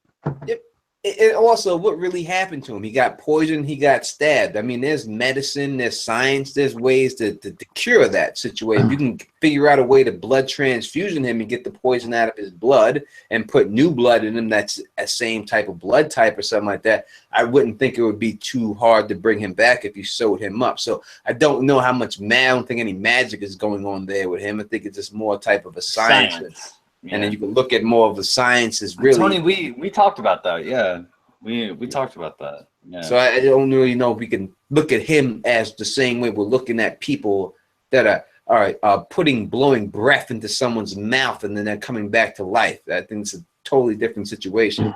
Like some Little Mermaid shit. So let me just say that I wrote a whole treatise, if you will, on what I think is happening with the zombies. So if anyone's interested in the full argument, that's called The Sacred Order of Green Zombies. It's 3 podcasts or 3 YouTube videos or 3 essays at lucifermeanslightbringer.com. They all match. You can read it or listen to it. But I've got pretty specific ideas that are heavily based on the text and the clues in the text. And I think I have a pretty good unified theory about what's happening with the zombies. So just take a look at it. Check that out. No doubt. All your theories are very well thought out. Right, I'm gonna check that out. No doubt about it. And people, please check it out when you get a chance, whether you have a chance to read it or chance to watch it or whatever. definitely check it out because all this stuff is very well thought out and very well put together and really great. So definitely check that stuff out. You know what I mean? No doubt about it. So the one thing I'll say about your theory, Tony, is that your theory makes sense. The idea that the Green Seers are behind all the dreams and stuff. It makes more sense than that the Green Seers are just sending this one dragon dream. Yeah. That they're behind all the dragon dreams. I've come across that theory before, that like all the gods that various people perceive are really just Green Seers, wearing masks or whatever. And while I don't think it's true, I think it could be true, and I think it makes sense. So I'll give you that much. Well, I appreciate that. Yeah, I take anything I can get anytime. You know what I mean? But when you look at everything, I think of it like, as you said, Horus, Jesus Christ. All these figures that are basically the same person that do the same exact thing, but just in different times, different people see them as different ways. And I look at it more like that's what it is. It depends the region you're at. In this region, you're going to see it this way. In this region, you're going to see it that way. But it's all really the same thing. You could throw a Rasputin right in there. Like you want to talk about a man that can't be killed and resurrected? It's fucking Rasputin. And he's an evil, evil man. No doubt about it. Look at Zeitgeist. You'll see it. You'll see all that. You understand that. Zeitgeist or whatever the fuck it's called. No. But so, hey, Don, let me ask you a question. As some of the people in the chat were asking too, what do you think happened at Hardhome? Teflon or Kraken? Kraken. Oh, sorry. Don, I realized. Yeah, no, Kraken. What do I think happened at Hardhome? Yeah, well, I mean, all of us. We started talking about it and then went away from it, and people were like, "Oh, talk about Hardhome." The caves, in the books, the caves with the yelling voices, like that just kind of fucks me up. You know what I'm saying? Like you know what I'm saying? Like with the Hardhome in the caves and everything, like the screaming caves. Yeah, like it just seems like fireworms, and we get the different books from Tyrion, learning about the beast of the world, and he talks about the different books that he learned, and in the ideas of Ice and Fire, we learn about fireworms and wyverns, so like in my mind, I just think some fireworms just showed up and fucked up Hardhome. So what caused the giant explosion? Is there some sort of magma action? Fire worms. They're not dragons. They're not wyverns. They're not wingless lizards. I think that there's a bigger and better beast in this world. Just look at Sothoros. Sothoros is basically fucking Jurassic Park and Skull Island. At this point, it's got Godzilla, it's got King Kong, it's got dinosaurs, like the whole nine. All right, so like it's not that far-fetched to think that there's some remnants in Westeros that wyverns or fireworms took out Hardhome. So you literally think the fireworms setting everything on fire was big enough to create the conflagration that is described from the wall then? Yeah, I mean, why not? Like they looked at the sky and they could see it fucking lighting up, and they thought the sun was coming up. Or the Brothers of the Night's Watch. They thought the sun was coming up. There's similar language used in Dunk and Egg when the Red Widow, or not the Red Widow, but Brown Bennis sets the woods on fire, and they come out and see it, and they say it looks like the sun is rising in the west, and it looks wrong. A giant forest fire. So maybe the fireworms basically set everything on fire, and all of it burning together was big enough to do that. It is up for debate, sir. It is really up for debate. Yeah, definitely. So I think when you deal with, I don't know what part time you're talking about, but with Hardhome, but when I look at the Hardhome, I think that the destruction of Hardhome, like before they rebuild it, like the Night's Watch talk about. They were standing on top of the wall, and they I did a video on that, I think, on it and stuff like that back in the day. I gotta really go back and look back. I think it has more to do with the Maesters. I think the Maesters with the trial run type situation that they were going to destroy the dragons. This is what I wanted to talk about.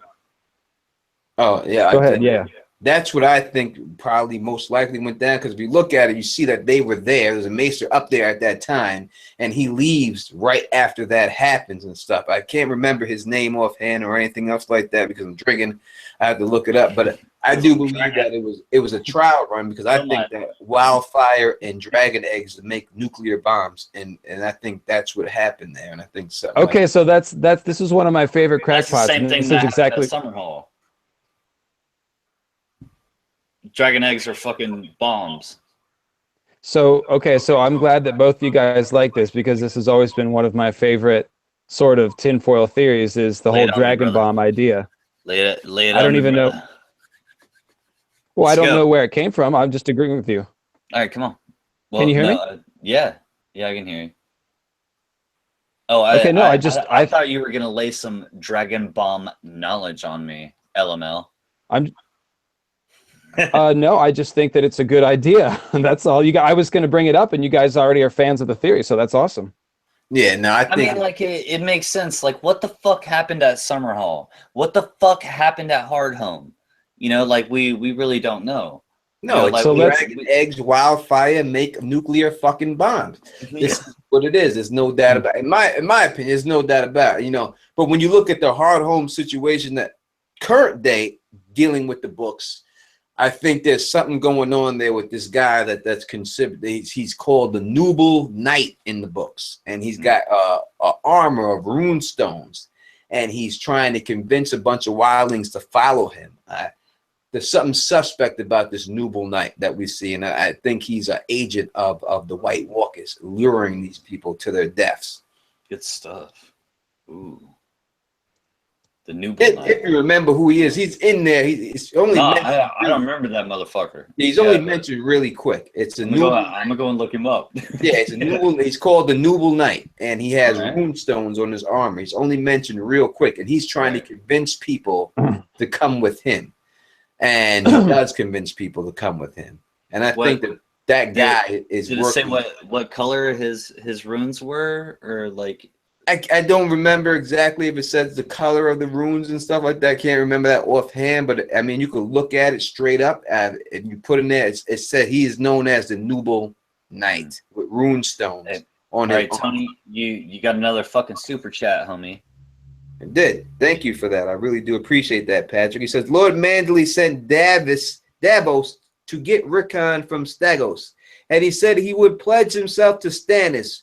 You're pretty sure Rickon dies, so how does that affect the Battle of Ice, and will the North remember? That's like a loaded question. No, I mean, listen, the Battle of Ice, I don't see it being any other way than Stannis Baratheon wins. I don't think it affects it whatsoever, to tell you the truth, because the Mandalays are already following the Frey army without Rickon being there. So I don't think the Rickon thing really factors into the actual Battle of Ice itself. I think we've seen the Battle of Ice with the Whites this season. I think it'll play out someone like that without them sitting outside in the cold waiting for a dragon to save them. But I think it'll play out mostly like that with the people of the Freys and everyone falling into the water and ice and everything, falling into water and drowning. I think it has a lot to do. The only thing I really have suspect feelings about that I haven't figured out yet is Bran and them calling Theon to the Weirwood Tree. I don't know if they're calling him to the Weirwood Tree because they want Stannis to go to the Weirwood Tree so he could draw his sword there and that could help them lure the people to the ice, or they're calling for him to go to the tree because they want Theon's blood. I'm not sure of that. I have to really, I've read it a billion times. That's the only thing I'm really not sure on. But as for the battle itself, I can't see any way that Stannis Baratheon loses that battle. I see Davos coming back with Rickon with a bunch of fucking horned goats. Shaggy-haired, one-horned goats. And everybody thinks it's a fucking unicorn, but it's only a goat. And we just take it from there. It's not a unicorn. It's a goat. I can't. I wouldn't confuse a unicorn with a goat. So I think getting back to the patron question, not the patron, but the super chat question, I think that the main purpose of Rickon is what he's already played. The fact that he exists as a potential heir to Winterfell affects the actions of Lord Manderley and Davos. And that's essentially the purpose that he's playing, is he's just a potential heir of Winterfell, and he's just affecting the way people behave. So he doesn't have to actually do anything to affect the plot.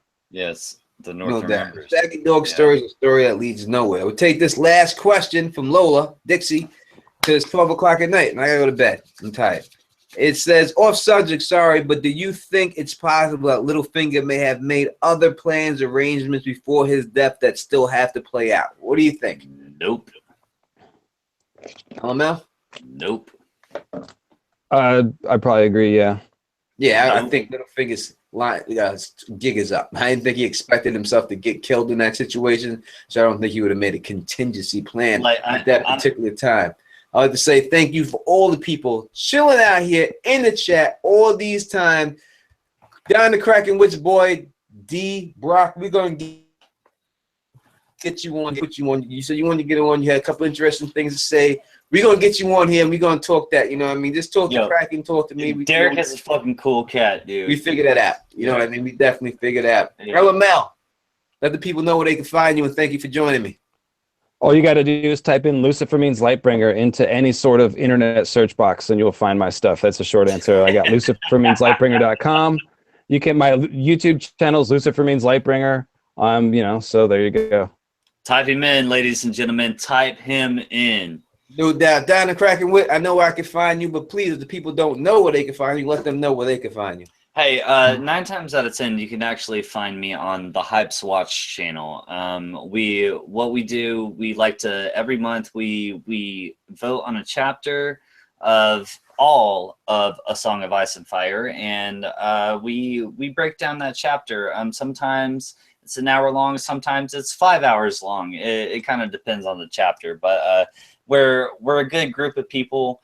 We love having you guys around.